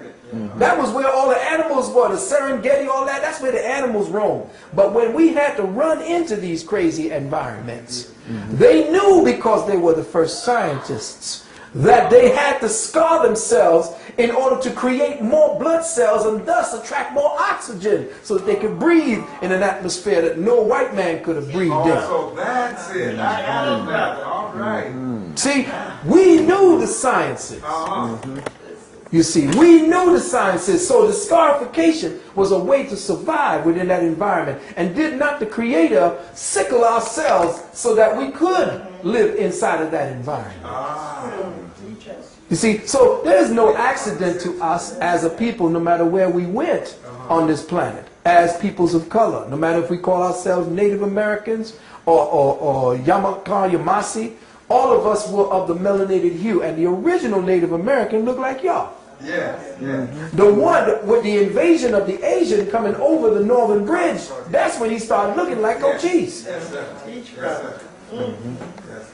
You know that in Chicago, right now in Chicago, there's evidence of an underground civilization where a queen once ruled a tribe up there that was at war with a king in Kemet. And that right now, down in all of those little valleyways and estuaries down by what do you call it, Grand Canyon, they got coffins with pharaohs in there. And the native peoples there don't show it to everybody. They only bring the brothers and sisters down there to see these places. Your DNA is the map. Now, you notice as we went farther and farther west, or we went farther and farther north, we had only the 6 DNA series. But as we stay south, not only is it down there, but if you see down here by Australia, you can see it over in the Australian peoples. And the people in Papua New Guinea, on those places that what's the name of that place where they shot the Lord of the Rings? New Zealand. All along that area right there where white people are now inhabiting, their consciousness quotient have gone up. Oh, it has? Oh, yes. They have a higher consciousness ever since they interfaced with black peoples. And they're away from the magnetic energy. Yeah, well, they're away from that entropic energy. Yes. You see. So now you're going to look below here. This is what they're saying. This is where the whole pool for them. Beware. This is all the murder. Now you know it was down here. Where was it in... It was not in Uganda, because in Uganda there's a madness going on there. Where was it that they had the Tutsi and the Hutu slaughter going on? In Rwanda. Yes. Well, that's when they began carting up African bodies and melting them down for the melanin. You saw when they were bulldozing hundreds of thousands of bodies. Where all their bodies went? They went into a vat and they were cooked. And they were brought down to their molecular structure and studied. And all of that went into the melanin and all that material, the fat and all of that, went into the foods and all of your medicinals and all of your makeup and all that shit. And people are, well, what happened to, well, nobody, is anybody made a memorial for the bodies of the people slaughtered in the Rwandan massacre? Where are all the bodies? They say they're in mass graves. Well, show me the mass graves. See, nobody's listening and nobody's paying attention. Well, people already have died in Dhaka. I mean, that's what I'm saying. They're saying already it was like millions of people. It's And harvest millions time. and millions It to is. come. It's harvest time because black people are essentially the pool of consciousness for the human strain on this planet. Yes, brother. Now that melon that they boil up together, they find some way of infusing it into white folks? Well, this is what's going into the medicinals. This is what's going into your cream that is sun blocking and all that type of stuff. Yes, the sunscreen. Yeah. Yeah, they call it, leucoderm. Yeah, whatever it is. Yeah, leucoderm, right. Yeah, Yeah, leuco is what? White. White, yeah. You know? Yeah. Did Gregory say that that has something to do with the child murderings in Georgia? Well, that was an interesting Some kind of thing. experiment? Yes, that was something interesting that happened that never really got to the surface. They were using, particularly, boys of Haitian descent. Because, see, the deep part about it is that some of us are uncircumcised. That's why I say we had to get back to our circumcised children, because the circumcision was the ritual, and a lot of people are saying, well, no, we didn't do no circumcision. Yes, we did. Ancient Kemites did circumcision because nobody studies what happened before that.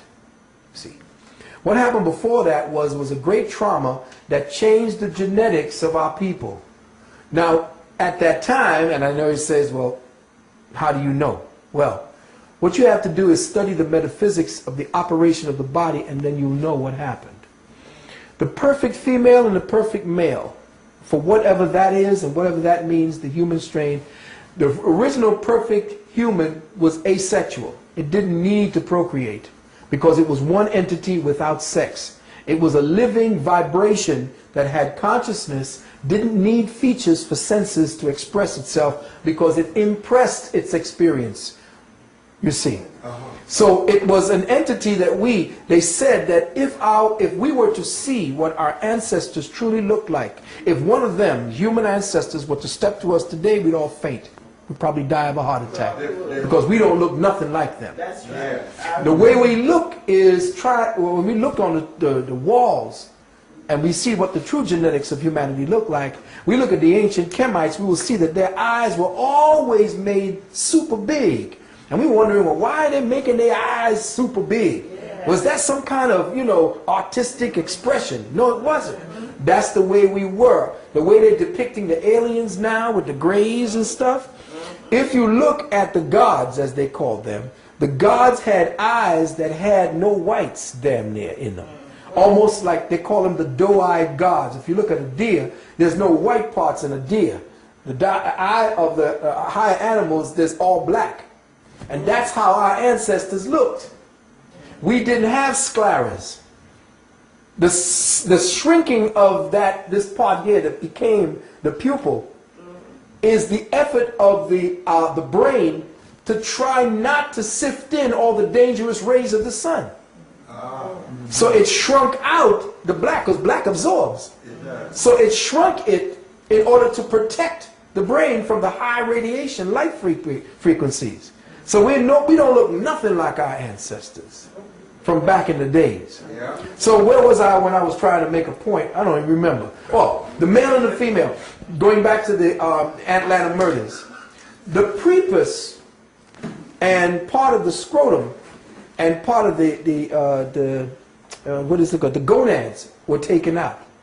Because the prepuce has the darkest melanin.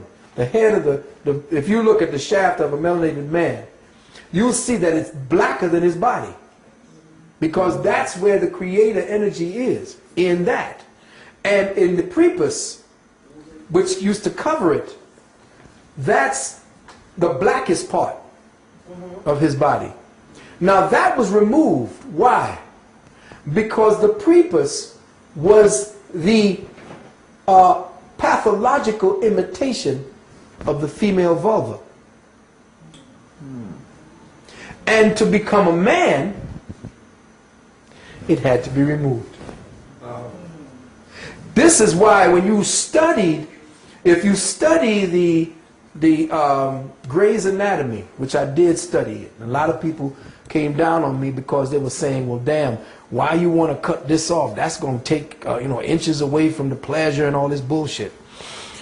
Why did our ancestors do it for 10,000 years, I asked them.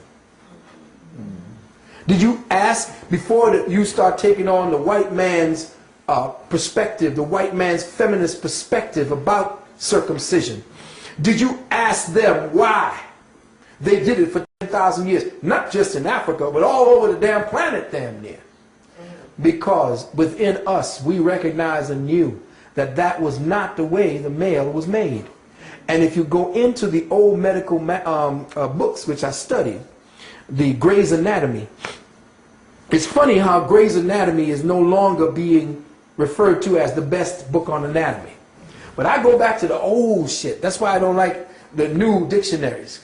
Because there's words in there in the old dictionaries back in the 50s and 60s that have words that don't exist here today. So what I had done is I studied and found out that when a child is being formed inside of the mother's womb, you can tell it's going to be either male or female because one of two different ducts are being formed. When it's a male, coming off of the kidneys is something called the Wolffian duct. And it's Wolffian duct, I believe. If it's reversed, then take what I'm saying as reversed. Okay, the Wolffian duct, we'll say. Coming off of the kidneys and the forming of the fetus is something called the Wolffian duct. And in the book it states that the Wolffian duct begins to develop into the penis. And as the child is developing, the penis is developing, you get right to the head. And as the child is developed, all of a sudden there's a spurt of growth that covers right over the head. And I say, well, why would it need to cover over the head? And they say, well, that's what is there. Nature did it, it's to protect it. I say, well, what if that's a pathological expression of nature? And the ancestors knew that and removed it. Because in the previous knowledge of the ancestors, they never had it before. Now we go to the clitoris. And we say that the females who have a 10,000-year-old secret society of women who still do it, dealing with a tradition, they say, well, they're butchering it. Yeah, well, back in the days, they didn't butcher it because just like the umbilical cord was tied off and dried up, the same thing happened to the clitoris back then. Because the women knew what to drink and they knew what to use on the clitoris to dry it up and atrophy the masculine principle within themselves. So for the woman to become a woman, she had to atrophy that so that she could be the woman. For the man to be the man, he had to take off the female presence on him. So when you begin to see it from the wisdom of the ancients, you begin to understand. Now, when the man goes back after he's done what he's done and he's grown older, or he wants to become a priest, what does he do? He goes into his sanctuary or goes into the place where he is in his monastery, and he puts on the habiliments of the monastery, and then he replaces the prepuce with the hood. That's the reason for that. That's the expression, because he's now asexual and he has both sexes that he represents. He's not supposed to be sexual. The hood represents the return of the prepuce over this head. You see, when we stop falling into the bullshit, whatever it is that white people are trying to tell us about ourselves, and we stop playing into that game that white folks got us believing is real, of course it's going to be butchering. Because if the sisters back then don't have the same cultural tools and cultural rituals and cultural knowledge that they did, that conducted that ritual for the females, of course it's going to be butchery and it's not going to be the same anymore. What is the same in our society anymore? But if they're trying to continue the tradition, it was for a reason. And for them to be castigated after doing it for 10,000 years and you coming along with all your knowledge and science and saying, well, you shouldn't do that. It's called female genital mutilation. What the hell does that mean? Yeah, it's just another white woman's way of functioning and trying to take over. And most of the sisters, that's the one, right, and most of the sisters promoting against that tradition were educated in Europe. You see. Exactly, all of them. So I as far as the situation with the sisters and the prepuce and all that, I know what that was for, so I'm not condemning them, because in their own genetic memory of their ancestors, they're following through with what they knew to be right at the time. Our genetics are perverted. part of the expression of that perversion is the prepuce and the clitoris. Now they can come to me and try to come at me with what they know. I don't care. I can still destroy any theory they bring because I'm dealing from a metaphysical, metahistoric, and metacultural perspective. They will never get behind what the culture is seeing in front. They don't go behind why it happened. Some, even the brothers and sisters in Africa, don't even know why they still do it. They just know that they do it because their ancestors did it. Like they braid their hair. Exactly. Braiding their hair, doing it, what do you call it, putting it through their lip, putting it through their ear. They know that this was for some reason, but it now becomes ornamentation, or it just becomes medical now. You see, but it was for a scientific reason. We didn't do stupid things to ourselves. Now, moving right along, if we want to deal with any questioning having to do with the DNA and consciousness, I'd be more than happy to speak on it. I have a few questions. Am I surprised? No. I'll give you two. I have several, but I give you two. DNA series. If you can kind of draw out how they determine what is a series. I don't know if you can. Well, again, I'm not versed in what they're speaking about as far as a series is concerned, and I'm sure that, what was his name again? Dr. Kidd, Kenneth Kidd. Right, you know who can actually give you good knowledge on that? I spoke with Ann Brown. Good. Very good. Now, what the DNA helix is, the series would have to match the protein configurations and where they are on the DNA helix. Now, as far as strands are concerned, it is tightly wound within this. There are 6 strand series like this. Let's just say this is 6.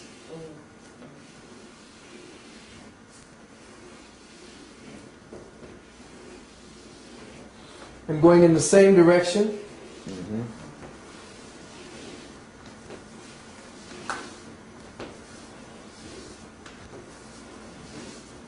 Now, understand and understand that we are not looking at a real thing. This is a workup. Imagine now that the particular ladder or the protein molecules that form the connection to the helixes, this is not a flat representation. This is not to be looked at as a two-dimensional figure, but a holographic Yes. instrument of divinity. Knowing that we are looking at essentially a three-dimensional representation of a quantum representation of a relative principle called God. And how does God, in the sequences that it presently represents as, manifest its will and its intelligence into the physical plane, but through these particular template patterns, which represent the specific work that it is to do at any given level within any given dimensional system of operation.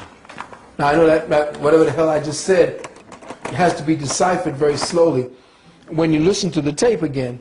But again, I'm saying to the people, I don't have the sophistication and the knowledge of their hieroglyphics to describe this. I can only give you what I understand from the information that I was reading on what they have deciphered. And what I know for a fact is that if they are separating them into strands, they have studied specific variations within the light code model that, when isolated, give them a specific reaction. So when they said here, for instance, the 6 strand or 6 pairs of strands, these 6 pairs of strands actually represent what are known today, and you probably hear it, as the 12-strand DNA. The 6 pairs represent what is called the 12-strand spiritual DNA.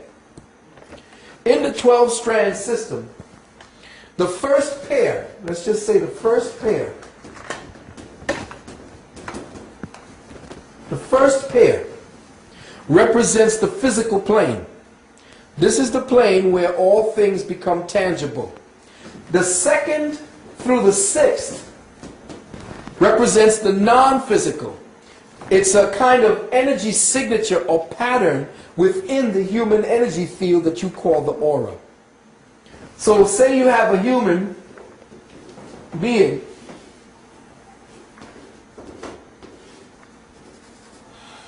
And this human being is wrapped within an aura.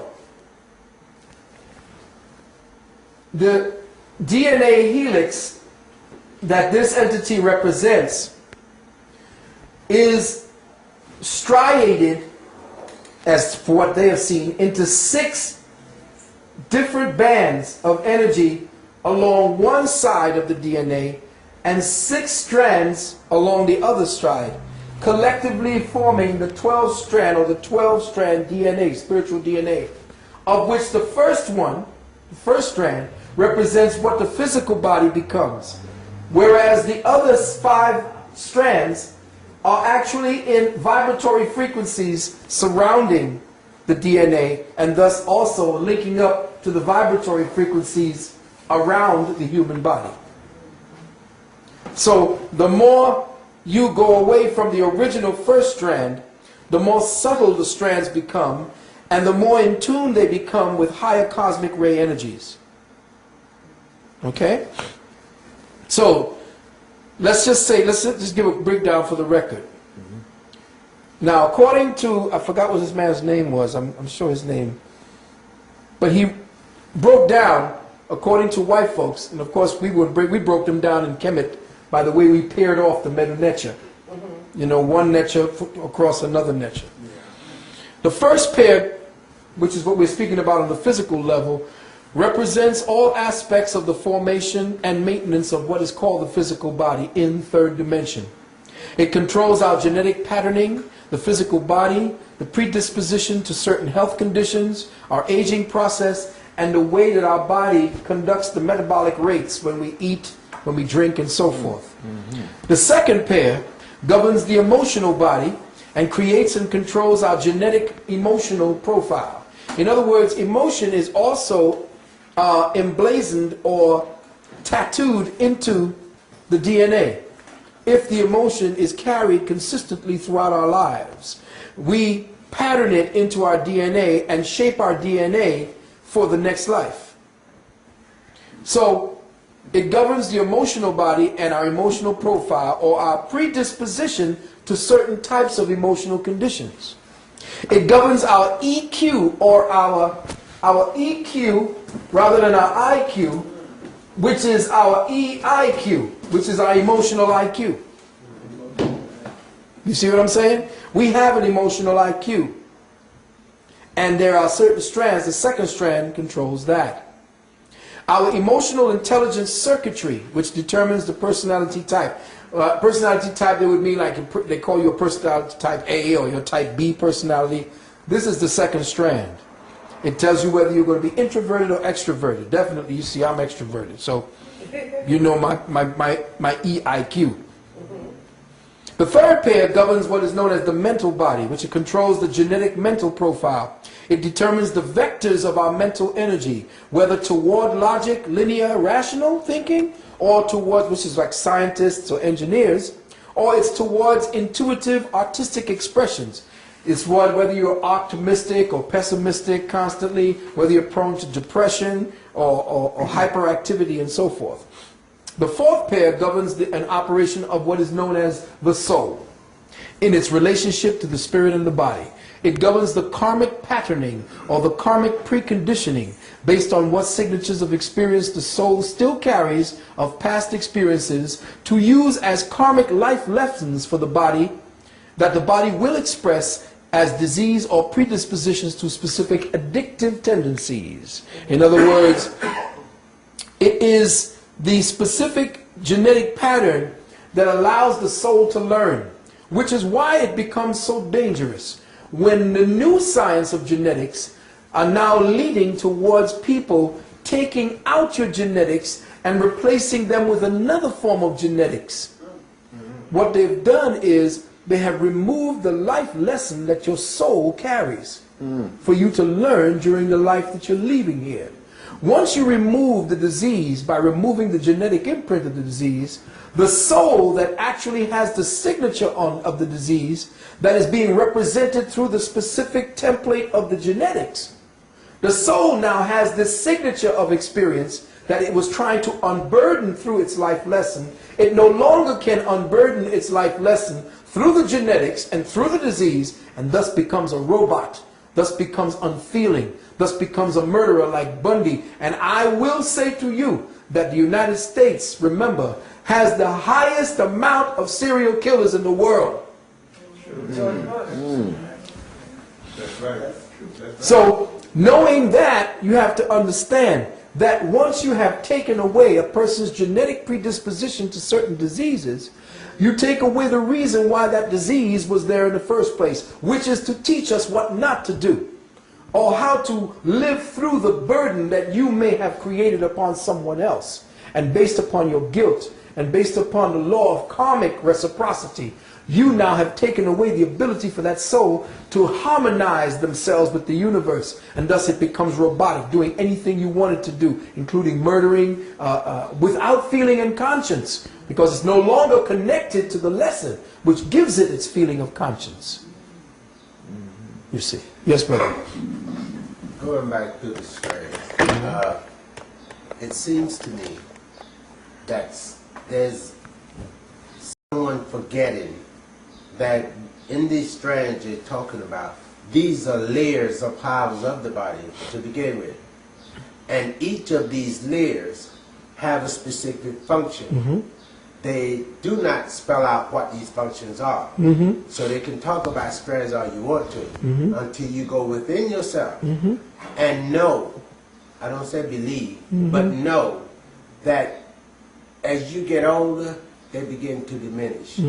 Until when you come down the core, your mission here is over, and you go back to the ancestral world, but having completed your duty. But they don't look at it that way because, number one, intellectually, they are crippled in that field. So all this talk about what they are discovering, it wasn't lost. So how can you discover that which you lost? What it is, you didn't understand. And since you didn't understand, you should make little talk about the big mystery rather than trying to interpret it for somebody else, something you don't know. Precisely. And that's why you have to look at it also in a larger frame of consciousness. The fact of the matter is, we as melanated gods forgot who we were. And the only reason we would allow someone like him to rule us is because we don't know who the fuck we are. All right. We don't. Now, Not conscious. That's right. the reason is right now is he is out there digging up all of our memory banks. He is there doing things by his own lack of ability to know. His drive was what we had within us. You got to remember, we the ones that fell. When they talk about the gods that fell, it's us. And remember, we were the ones that was playing Yaku. And remember, Yaku was a black man. Now, what fool who had the knowledge of God would want to create creatures to do work for him? Now, think about that, because all the stories have analogs or analogies to things that happened to us. And remember, myth is simply spiritual history. And that we are now reliving our consequences for our actions when we began to take it for granted that we were gods. And when gods begin to play with no responsibility, consequences come into being. And then we started playing around and we began degenerating based upon our consequences, and now we live it out all the hell that we created for ourselves. And tell you the truth, this creature that is part of us is us. That's correct. Now know that for a fact, that this creature that you call the Caucasoid is the worst of us. That's correct. It was the result of your disease. Oh yes, the disease of the human genetic strain is him. That's right. And the reason why he's so preoccupied with disease is because he is a disease. That's true. So you have to understand his proclivity to be preoccupied with something means that that's what he's drawn to by nature. One last thing. You recall that when the Rosetta Stone was supposed to have been found in Egypt, and this gentleman had been there for a long time trying to decipher what it meant, how to read it, etc. And it has several types of, what do you call it? Had three different languages: the Aramaic, the Greek, and the Kemetic. The gentleman went back to England, and he was trying to decipher, what is it saying? What is it saying? And they couldn't find nobody that had did any extensive study on it or learned it. Right. One day he was sitting up there in Egypt, and he's trying to figure this out. And then he turned to one of the persons who was with him, accompanied him. He said, I don't understand what the heck this is saying. So what is it saying? The guy read it off to him. He turned around and looked at us. Yeah. Said, you know this? He said, yes, this is my ancestral work. Yes. He fled back to England, and now he became the master of the Rosetta Stone. Yes. Exactly. Exactly. And the problem is we don't know that when we see it. Now, when a man like Oyibo comes amongst us, that's Imhotep returned. That's good. That is absolutely correct. Now, do we recognize Imhotep? No. But if we knew who just the fuck we were, we was, oh, Imhotep's back. That's true. But we just say, oh, that's just another nigga looking for some money. Because we done turned into niggas. We had to fall into the realm of niggerhood. To climb out. To know where we came from. You see, all of this is our story. This is our whole test. This is the contract for activity that we made with the Creator God to go through and purge. This is a prison planet. This is a prison planet for all of the fallen gods who've got to spend time. We doing time. And ain't that what we in right now? Doing time? We are in time and space. That's right. Yes, Phil, you were dealing with the sixth strand. Yes, the sixth strand. Brother bringing us back to the point. And we were up to number 4. Now number 5 governs our consciousness communal cluster energies. In other words, all of the previous 1, 2, 3, and 4 essentially collectively now are regulated by the 5th pair. It is the homing signal strand, the way certain souls of a specific experiential matrix find one another again and again to the mutual fulfillment of their own soul's purpose. So here we are together today, doing something that we probably did a few times. And we now going up each grade. We might have did this just sitting around and doing nothing, probably getting high. You know, blowing some mushrooms. Now we went up another level and we did it, but then we was sitting around, you know, messing around with some spirits. But we was contemplating the Creator. Here we are now, contemplating the Word, which means that we don't need any artificial means to come to a point where we are now interfacing with the language of spirit. And not interfacing by saying, well, Jesus walked on water. No. That's bullshit. No. Yeah, well, who is Jesus walk? Who is the Christ? The Christ is the sun. And if you look at it on the ocean and you see the light of it on the ocean, it looks like the God is walking on water. Yeah. See what I'm saying? So we no longer are going along for the fairy tales because we out of kindergarten. Little Red Riding Hood and all that. What does all that mean? And this is why schools like this must happen. This is why it's hard for me, or even Sister Puma, to find the ears and the minds to take to the next stage, because I want to take the children and start them from here. From here. Not from this bullshit, you know, ABC. If I had my way, and let me just go to the 6th pair. The 6th pair aligns our life energy signature with all of creation and the divine will of the Creator. So you go from 1 to 6. The 7th energy is where we are now locked into. That's the next door. That's when we rest. That's where they say, and the Creator rested. That 7th energy frequency is the doorway to the higher energy frequency bands that are inside of us as the junk DNA that they speak about. They talk about junk. Well, we don't know what kind of DNA. What does this mean? It means that when you fell, all of this just fell apart. It broke apart. We fragmented. Therefore, our consciousness fragmented. And we fell into a 7-year or a 7, quote, numerical cycle. This 6 strands, once we have traversed it to that level and harmonized all of the energies represented therein, the 7th door opens up and we can rest. What does rest mean? To put down your burden. And the burden is the physical flesh, this kind of flesh that we got to carry around that burps and farts and belches and pisses and shits all over the place. This is a burden. We didn't have to do all of this because we are locked down in redundancy. And life is a redundancy at this point because it's not moving forward. Now, like I said, if I had my way and I had the children, I would build a school where nobody would begin teaching children how to read until they're 7. Because what you do is you create myopic children when you have them reading 2-dimensional words too early before their eyes are developed. So immediately you got your children wearing glasses by the time they're 5, 6, 7, and 8. I would begin by having children outdoors. Children cannot learn indoors. The first place they would be going would be places where they would be interfacing with first-hand experience. Remember I told you about first-hand experience versus second-hand experience. All school for children in inner cities is second-hand experience. Therefore, they can't learn anything. A children is a first-hand experiential creature. They want to touch and feel and smell everything.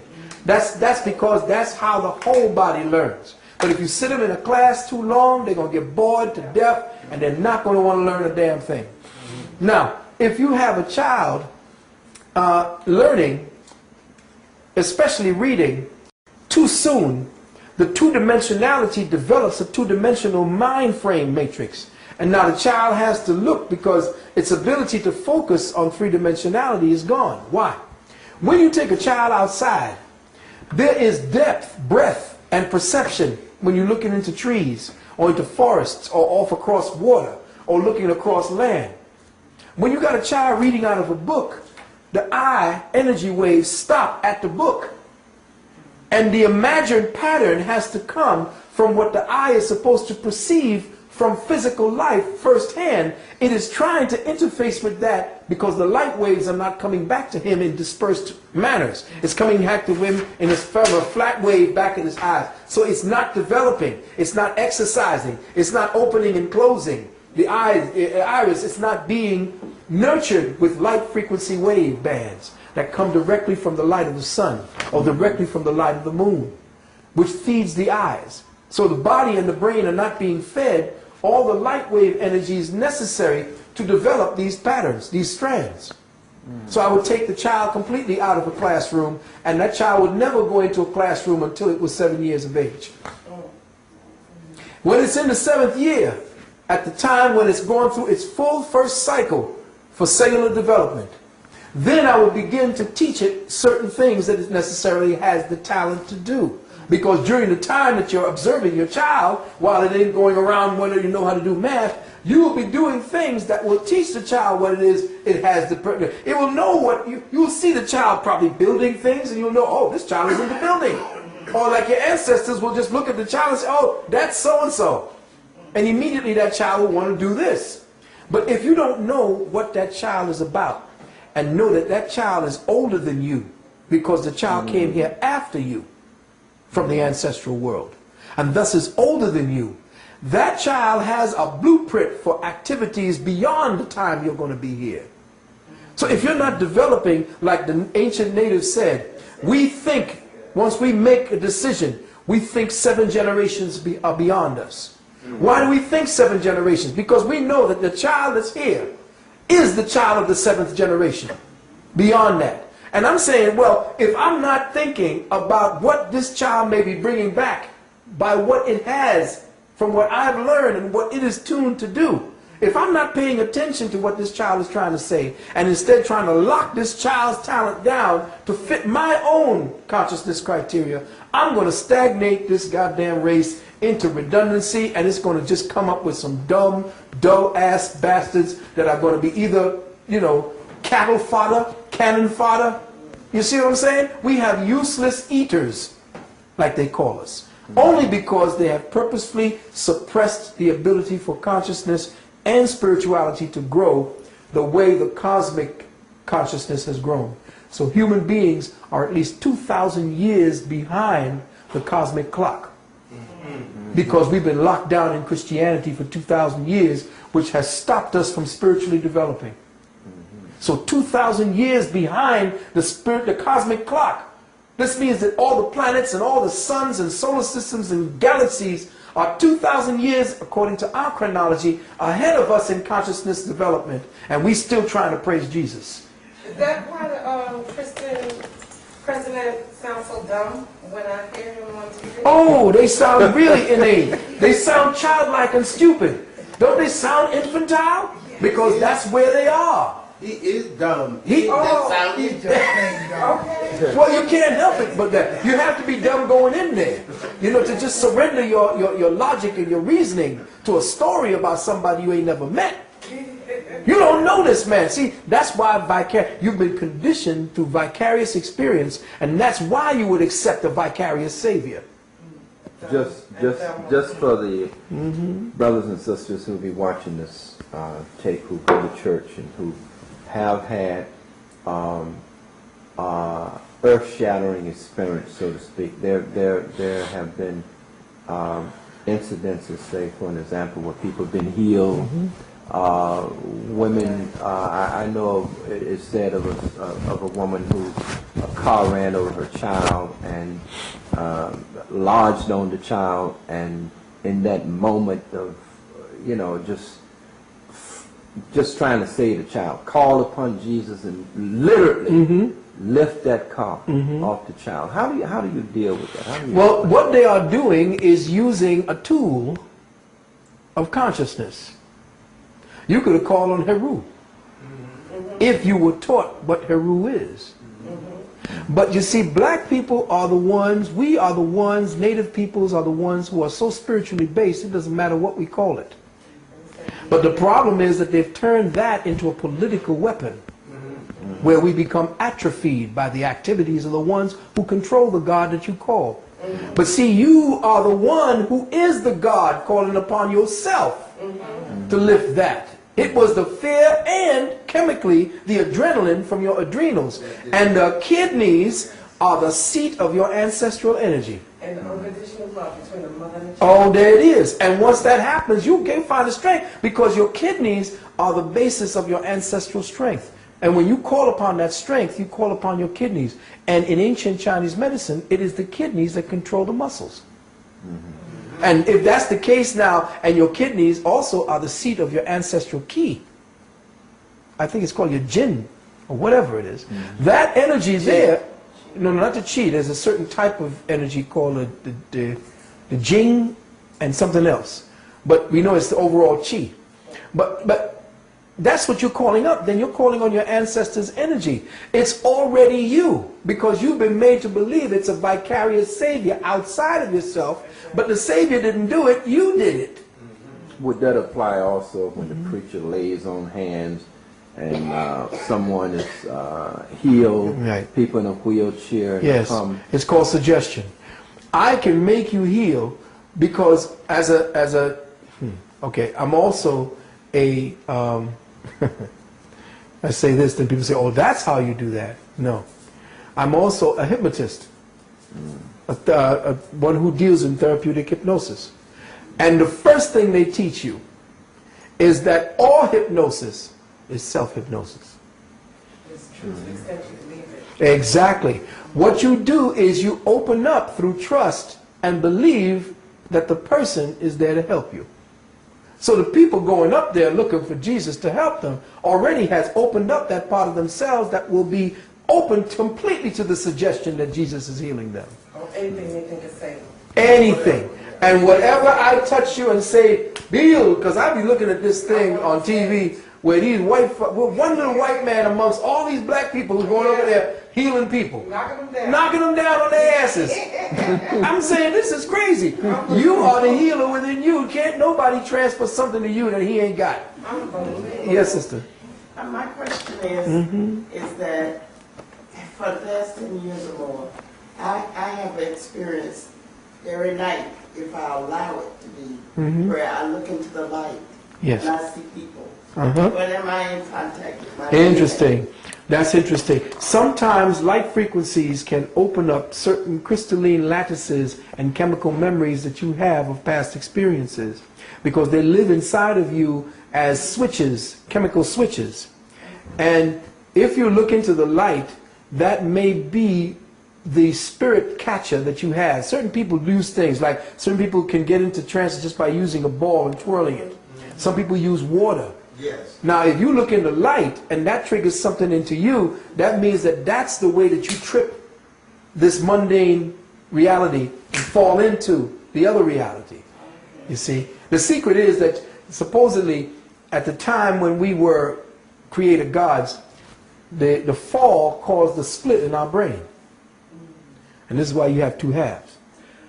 Think about what Yeah. she just said. It kind of occurred to me that we can manifest what we need. Mm-hmm. Like you could call on a God, it could be your mother, Mhm. or anybody that crossed over. If you feel you need them at the time, and you can manifest in your life what you think you need to save you and take you over. It is who you are.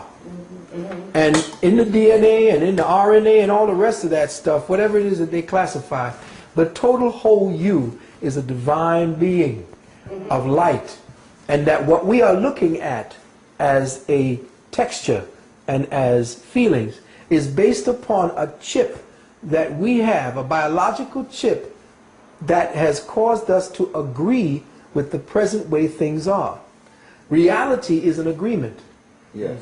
That's all it is. So much I can say. Exactly. So when you break the agreement, people who have the gift of breaking the agreement, when you look in the light, you break the agreement.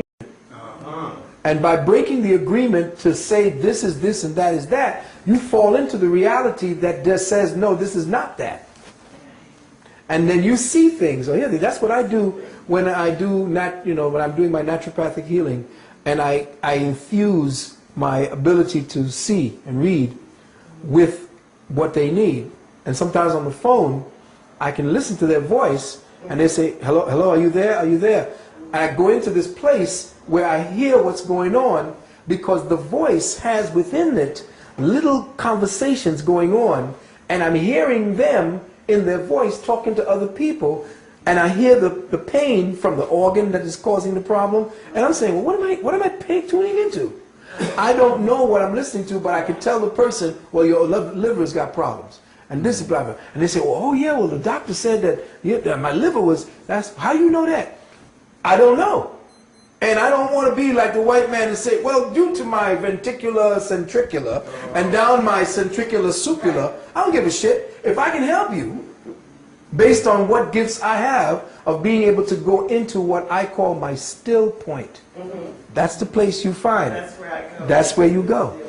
That's where you go. Meditation. Exactly. That's where your thoughts no longer control you and keep what you think to be the reality in place. See, it's the thought process that maintains the agreement.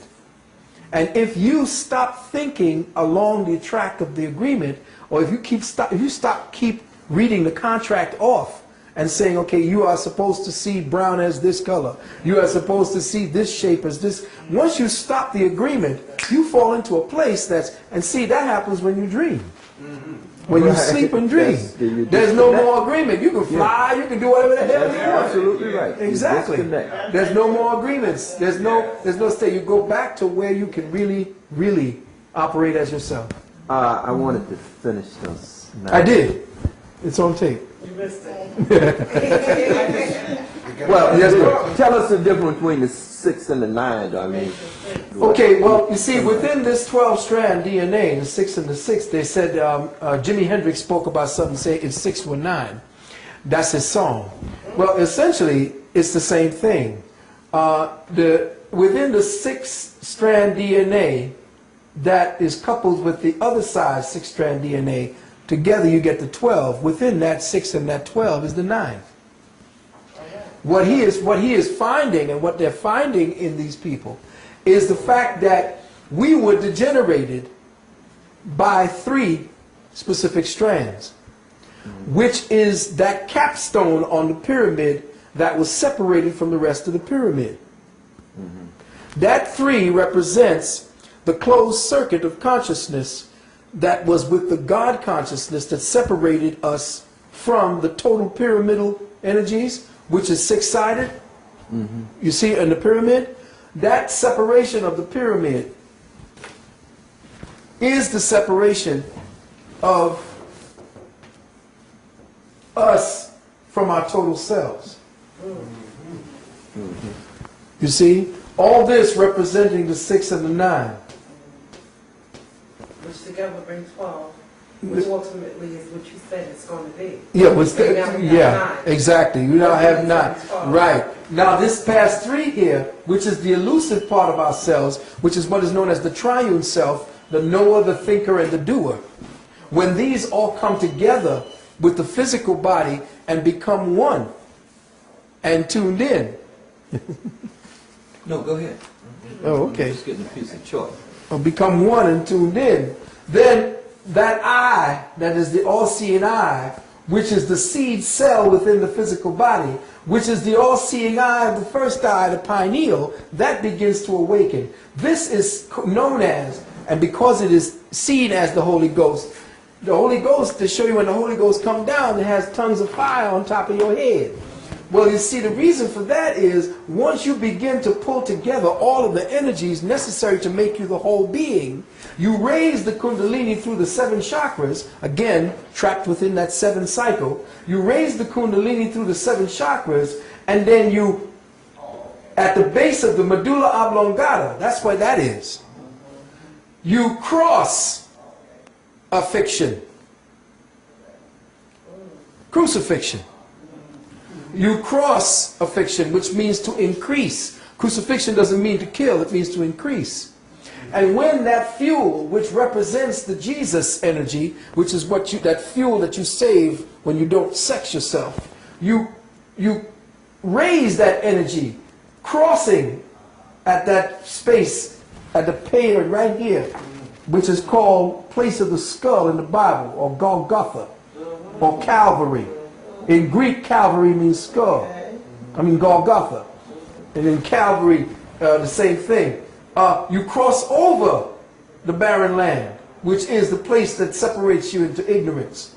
And you cross over and you light the pineal, which is the lamp of God that taketh away the sins of the world. Ah, okay. All right. All right? So when you're looking at all of this, it's fine for what it means. You know, we're supposed to see the higher consciousness, but what are we going to do? What is still left within us? What remains atrophied? What has become comatose within the body that we need to reawaken? And that is, we need to shut down half of our sexual energy so that we can raise that energy into lamping, instead of coming down here. You know, your father said, you can't use both heads at the same time. It's either the little head, which gives you little knowledge, or the big head, which gives you the bigger knowledge, or the wider space of the knowledge. So this is it. Yeah, well, definitely little head takes away your knowledge, because after that you're going to sleep. Yeah.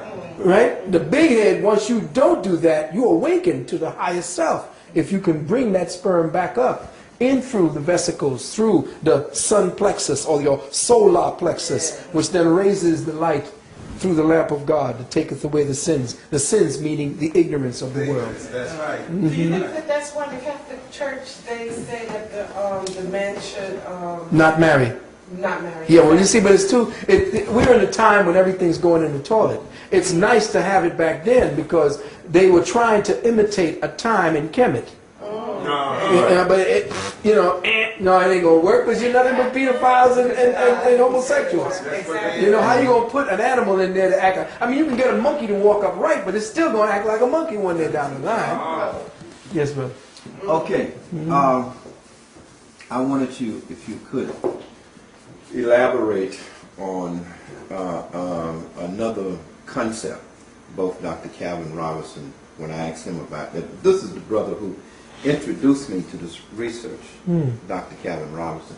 And also Professor Lebo gave some insight on this. But the Earth, which is on a 24-degree axis, the sun, and I'll just sun here. But as the Earth goes around the sun, the rays of the sun hit the Earth along the equator most directly. Yes. You know, hit it. Yeah.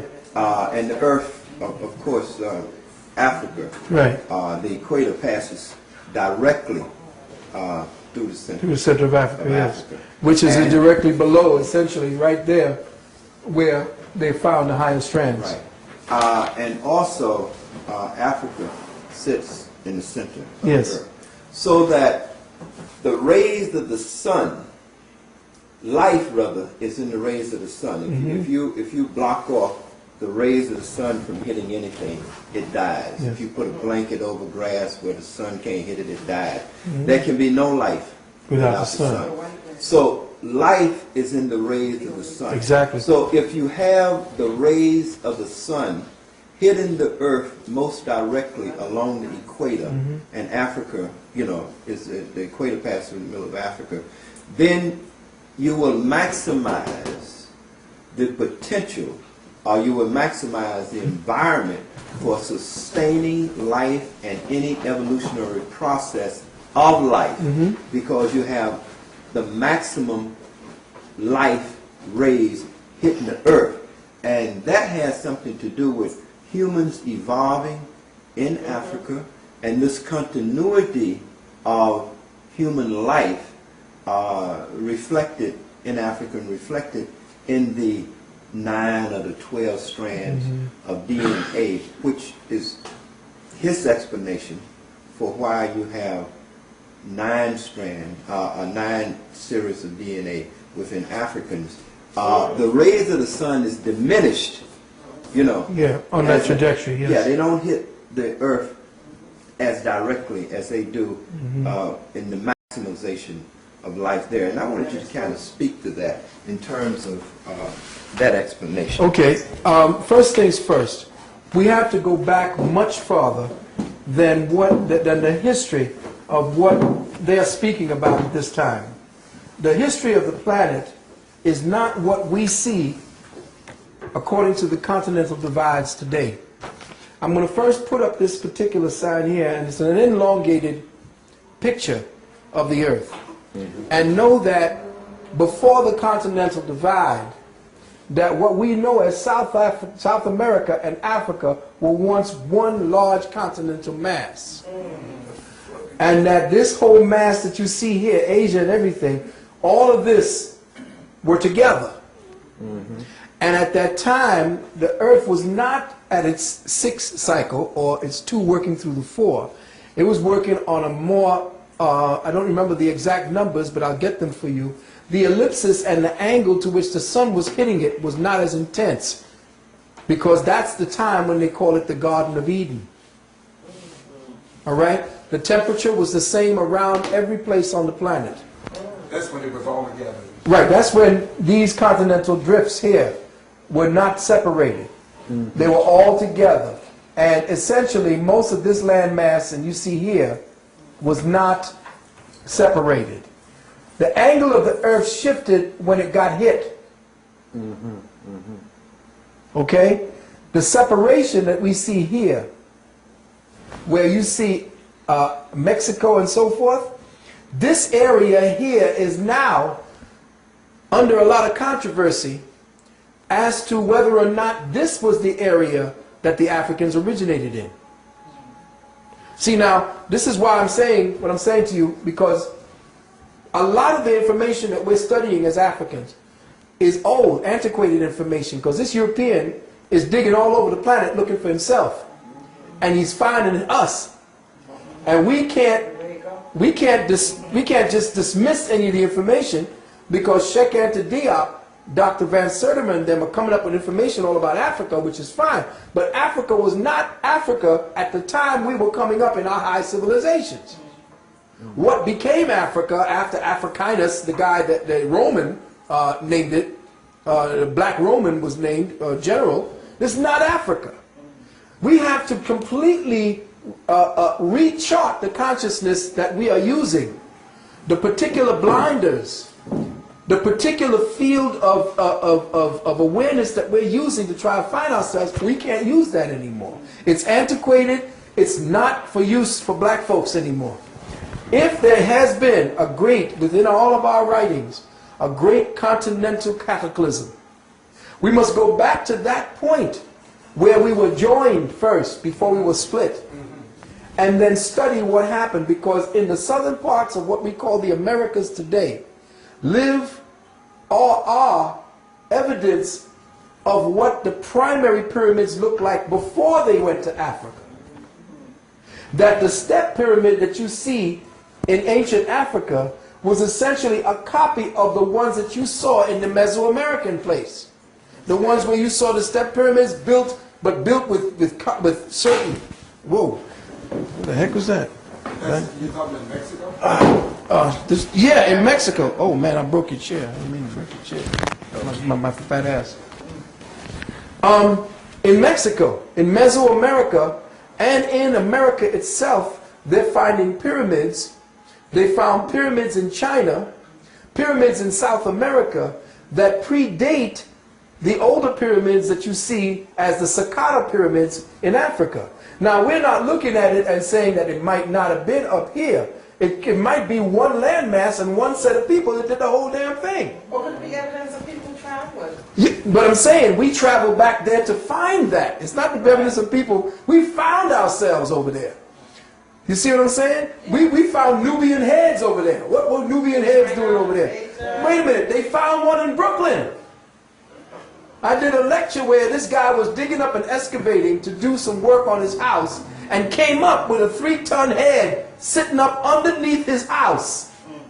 Black as you want it. The same black Olmec head was found in Brooklyn. So we have been all over this planet. They're finding black people up here in China. Yes. Yeah. We're finding black people. Wait a minute. They found. Original. Huh?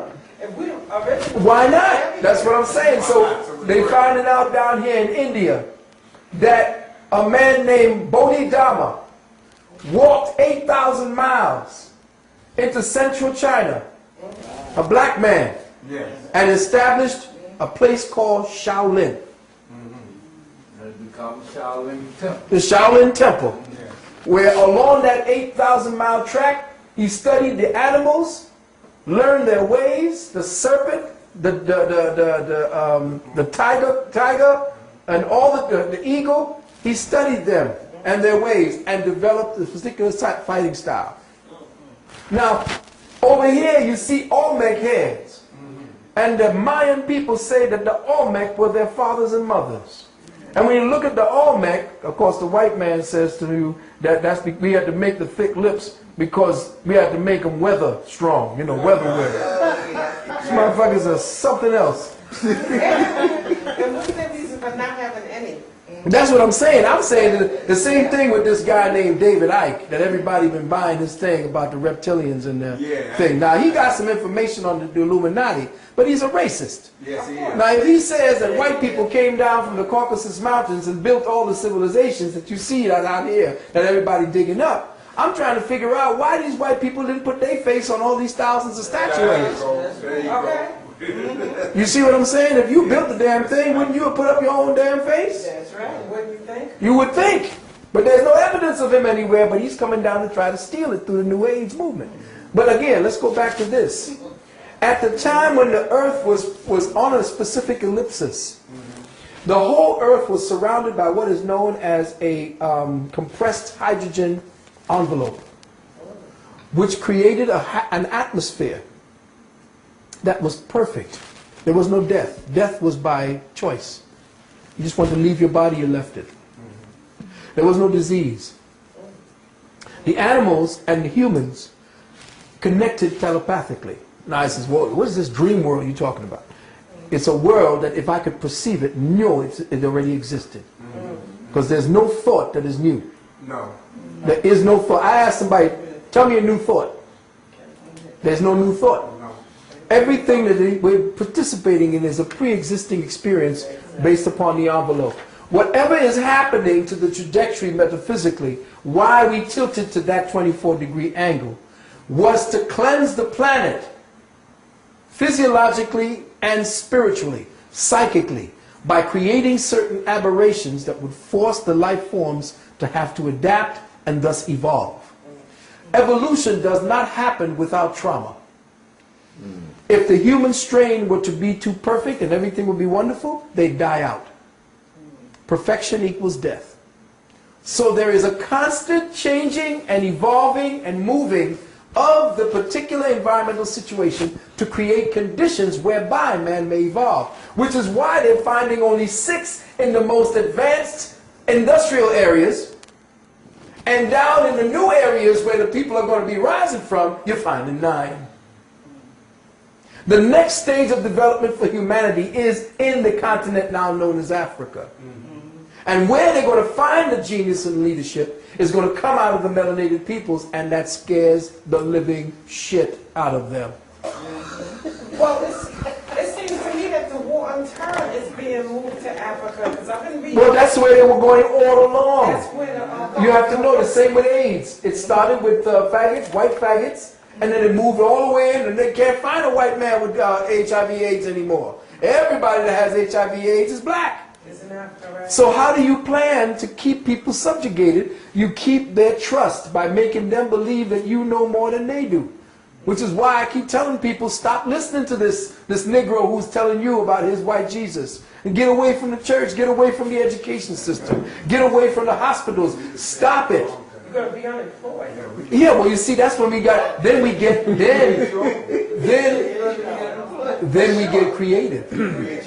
See, that's what happens. When situations force you, you get creative. Before you get incarcerated. Exactly. Well, you see, no, you don't have to be incarcerated because they ain't got enough jails to put everybody in. That's what I said. You see, but they got little concentration camps. They ain't got enough room in them concentration camps. They can't do it. They can only go along with our own, what do you call that word? Permission to go along.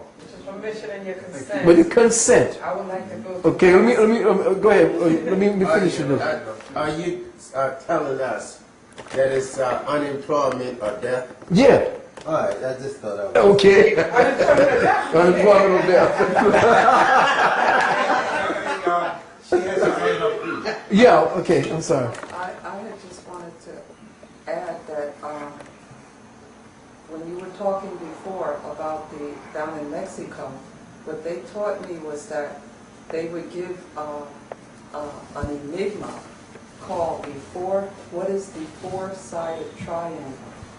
And the four-sided triangle turned out to be the pyramid. And because the pyramids were created by the Jaguar people, which are the Olmecs. The Balam. The Balam. And what it is that when you had described before the triangle being the three, the thinker, the knower, And the doer. and the doer, and the fourth side was the beer, Yeah. because they say, Mhm. you come into those processes and then you become it. Mhm. So everything becomes shape-shifting or being Mhm. as of the world. Yeah, and the shapeshifters used to change the genetic coding along the lines. That's why they used to look like different animals. They would take their energy wave signatures and change the DNA patterns that kept them locked into their physical human features and degenerate those particular lines and go along the lines that would be the animals. And then they would focus their energies in the DNA along certain patterns that matched the animals and then became those animals. This is how deep your people were. Yeah, okay, so I'm just going to close it out and I'll come right back to you. What they're saying is absolutely true, but when the time comes, and I conjecture this as a metaphysician, when the time comes, because right now the sun is going through some incredible activity. There are so much solar wind and explosions on the sun because the sun is now changing its own consciousness. Remember, a sun is actually an earth in formation. As the sun loses its nuclear fuel, it begins to shrink and become molten. After it dies, it begins to float or shoot away and becomes the prodigal son of the Bible. Until it is caught by another sun system, and then it returns to the Father. Gets locked into its orbital vibration or its orbital symmetry, and then eventually cools to the point where it has life. Now that's where they get the principle of Adam, where Eve comes from the rib of Adam. You see? So a son is the youngest form of life in existence. It is the next earth. The Adam and then the Eve. And that Eve essentially becomes the Garden of Eden, which then becomes the molten life that begins to become, after it's shrunken down into a certain form, it then takes on a certain kind of life force, and then all kinds of life can then be seated on it, because life is existing on different invisible areas of existence, and it is always looking to hone in on certain frequency dynamics in other lower planes that are compatible with its next level of devolution. So life comes from higher to lower, not lower to higher. Higher, okay. You see, it seeds itself in these earths that become earths after the sun has cooled over billions upon billions of years. So now, this present 24 degree angle will change. It cannot stay at this present trajectory if it is to do what it's supposed to do with the earth. This present trajectory of the planet is to align it, because the present distance between the earth and the sun has to change. It has to become different, and the ellipsis becomes changed. Remember, it's not, this is the sun. The earth is not just going around the sun the way you see like Saturn. The earth is on an ellipsis where this is the sun and this is the earth, and it's doing this. So that's where you create your seasons. Right now in August we're the closest to the sun. By the time December comes, we are here. You see what I'm saying? And then again, because we are turning at a certain, there is another sun behind it, that because we are on a specific path and trajectory, this is also spinning and we don't see it. And as we are moving, as all these are happening, this is the other part of it, and this is to say to the physicists and so forth, none of this is a static reality. What we do when we study astrology and all the rest of these sciences, we look at these prints and we think that this is a static reality. Right now, this earth doesn't look the same way anymore after this picture was taken. And this was taken 4 or 5 years ago. There's no way this looks the same. In fact, London, England, or England, is sinking in the ocean. Okay? Wait, now check it. Check it now. That's why they got to find other places. New Zealand is the place where they're moving to. Oh, that's where they're going. Yeah. Another place is Madagascar. Madagascar is going. Constantly moving away from the continent. Exactly. Because the earth is a vibrating conscious entity.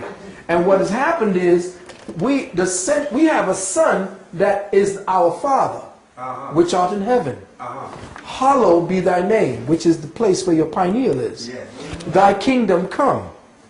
Thy will be done on earth as it is in heaven. Now, earth is your physical body. This is below the surface, as it is in heaven. And heaven is our plexus, which is the sun plexus. Here's your heaven. Give us this day, which is the day, our daily bread. What is that bread? That bread is that seed that is secreted every 29.5 days from the solar plexus area into the bloodstream, which sits at the right kidney for 3 days. And if you don't sex it, it rises to the right hand of the Father. That's the secret. And this is our daily bread. That's why they say Jesus is the bread of life. Okay? But forgive us our trespasses. When you trespass, you go into areas of your body with your mind that you're not supposed to.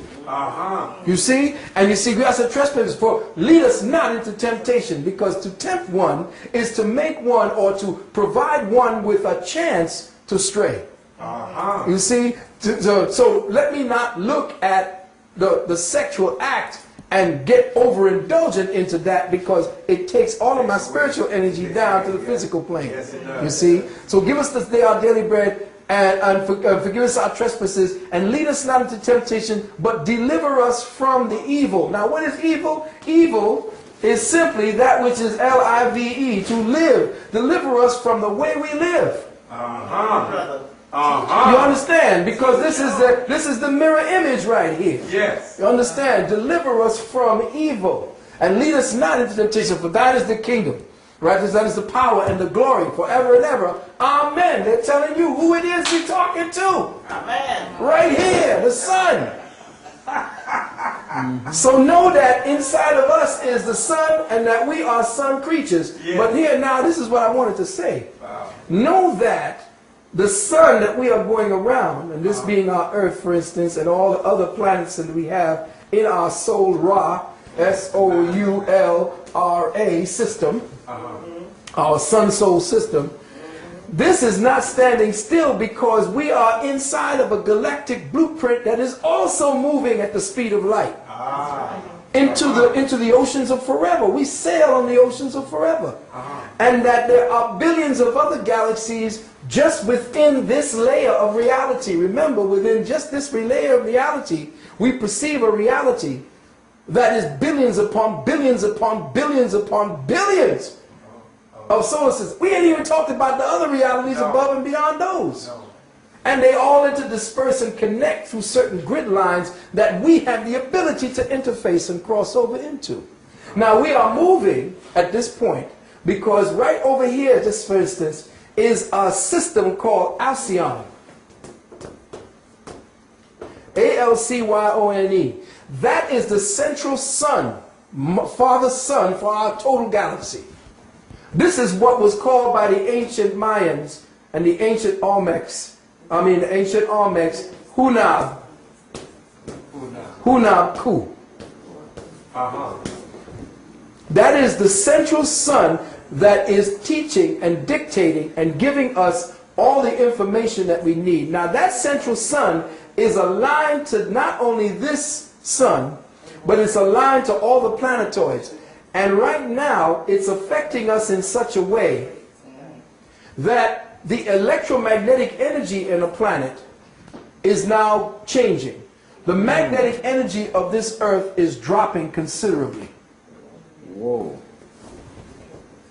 Yeah. The magnetic energy on the planet is dropping considerably, which means the electrical energy is rising. Oh, it is. Yes, which means now here's what the secret is. You don't mind me straying off a little bit? No. Okay. Here's the secret. In the dynamics of movement, we'll say that electricity is the yang energy that moves in its linear capacity. But as electrical energy moves in its linear capacity, it creates an effect, a magnetic principle. So as there is an electrical pulse, around that electrical pulse is a magnetic lag. So every energy, every spark of electricity creates a magnetic envelope.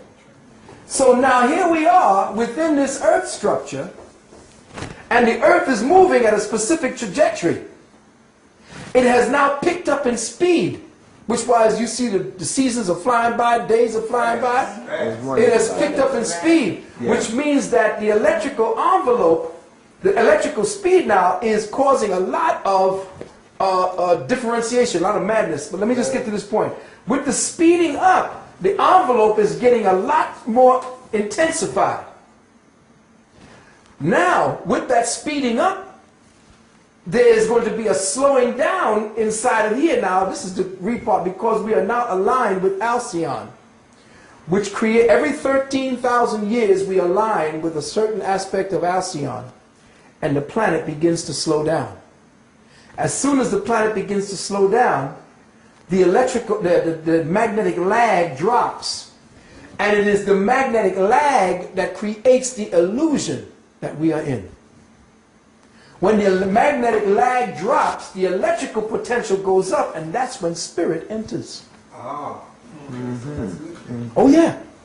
A very high spiritual energy. But those who are in place from the old lag paradigm, which is what religion is based on, those who are in place who have kind of been the parasite sucking on the spiritual energies at that time are going to fight to maintain their own life.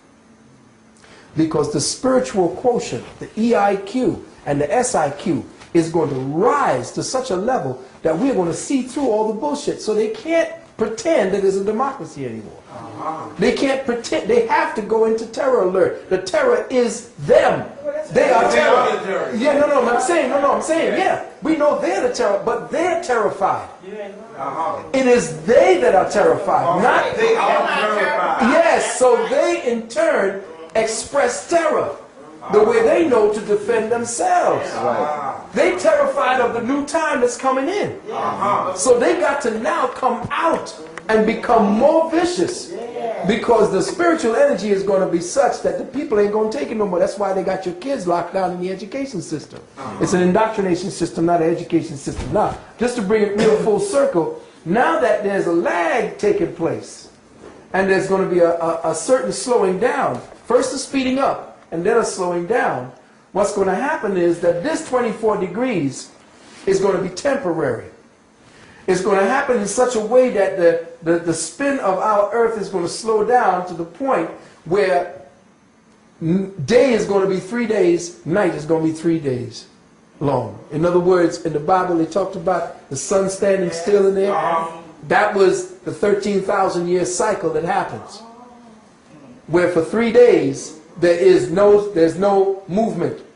And that's when oceans begin, because the certain trajectory of the planet, the spin of the planet, kept certain oceans in certain locked places and certain, like, okay, it went up on shore and came back down because the cyclic patterns, the gravitational pull of the sun and the moon and everything was in sync. It stayed in sync. Now with everything slowing down, that particular agreement is no longer in place, which means floods, earthquakes, because imagine that the earth is spinning and on the earth itself, the earth spins upon a molten lava mantle. Hold on 1 second. Let me get this. You're going too fast. This is good. This is good. Yeah, I gotta stop you on this one. I love this. I love this.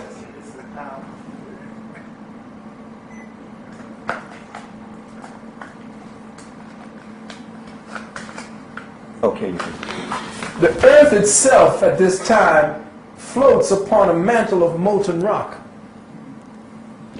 The centrifugal force created by the spin has set the present plates in place so that it's already found its spot. You ever spun a top and after it's spinning real fast, it goes around first and then gets to a place where it spins real cool, like it's like not even moving. It's a little wobble here and there because it's spinning so fast.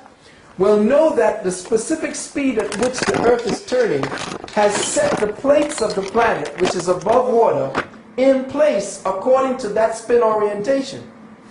As the top slows down, shit starts to wobble.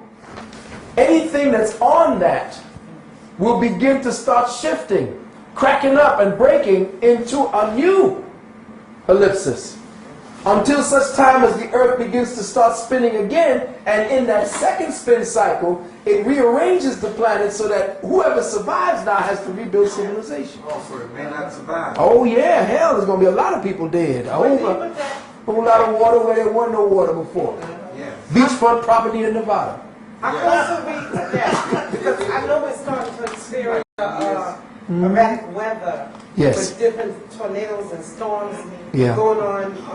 So how close are we to this? We're very close because from what I understand, we finally see that there is a planetoid heading in our direction that's going to be affecting this change. Now this was the Nibiru energy that the ancient Sumerians had spoken about. But there's also something that's really scaring the shit out of the astronomers, and that is the evidence of a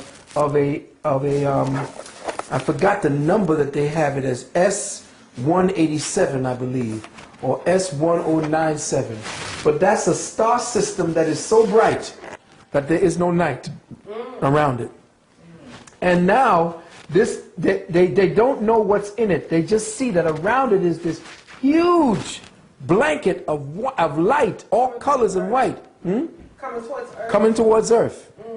And we don't, they don't know because they can't find the center of this thing. This thing is so huge, they don't know where the center is. And this was what was talked about in the Bible as being the God that nobody could see. As the God of the darkness, the one that came in the darkness. Our God is not a God of light. It is a God of the darkness. Around it it will have such a burst of energy that in the Earth's field, all this solar system, all the galaxy will be white. Yes, and it will not be the sun's light. It will be like the 6 months of the aurora borealis or the 6 months of day that you get up in the thing. Same thing's going to happen to us. Is that related to El Nino, the weather patterns that they're talking about now? El Nino and Nina. Well, yeah, most of it, yeah. All of these are, again, incidental symptoms of the whole change in consciousness. Yes, But just like you were saying, the 6 months of it to be like, I know that it's impossible, not that impossible, let's say that the Creator created the earth in 7 days and 6 days and he rested on the 7th day. There's no such thing as that because there are some places on this planet that have 6 months of night, there's 6 months of day, some is 18 hours, some is 24, regular hours. That's the present sun to earth agreement. Yes. Yeah, but we don't know what happened before that. So it's no way, like they say, well, he created it in 6 days, he rested. No such thing as a day. Right. On this planet, nor in the 9 planets, solar system, Well, that's just based on the fact that we in human perception, like I said, are doing time. And essentially, doing time means that your perception is oriented to specific spatial relationships, spatial sanations, that makes you believe that there's a night and a day. So you being caught in doing time, you know that you locked down in that perception. Again, all right, it's going down, it's night now. No, it ain't. It's essentially just the spin orient.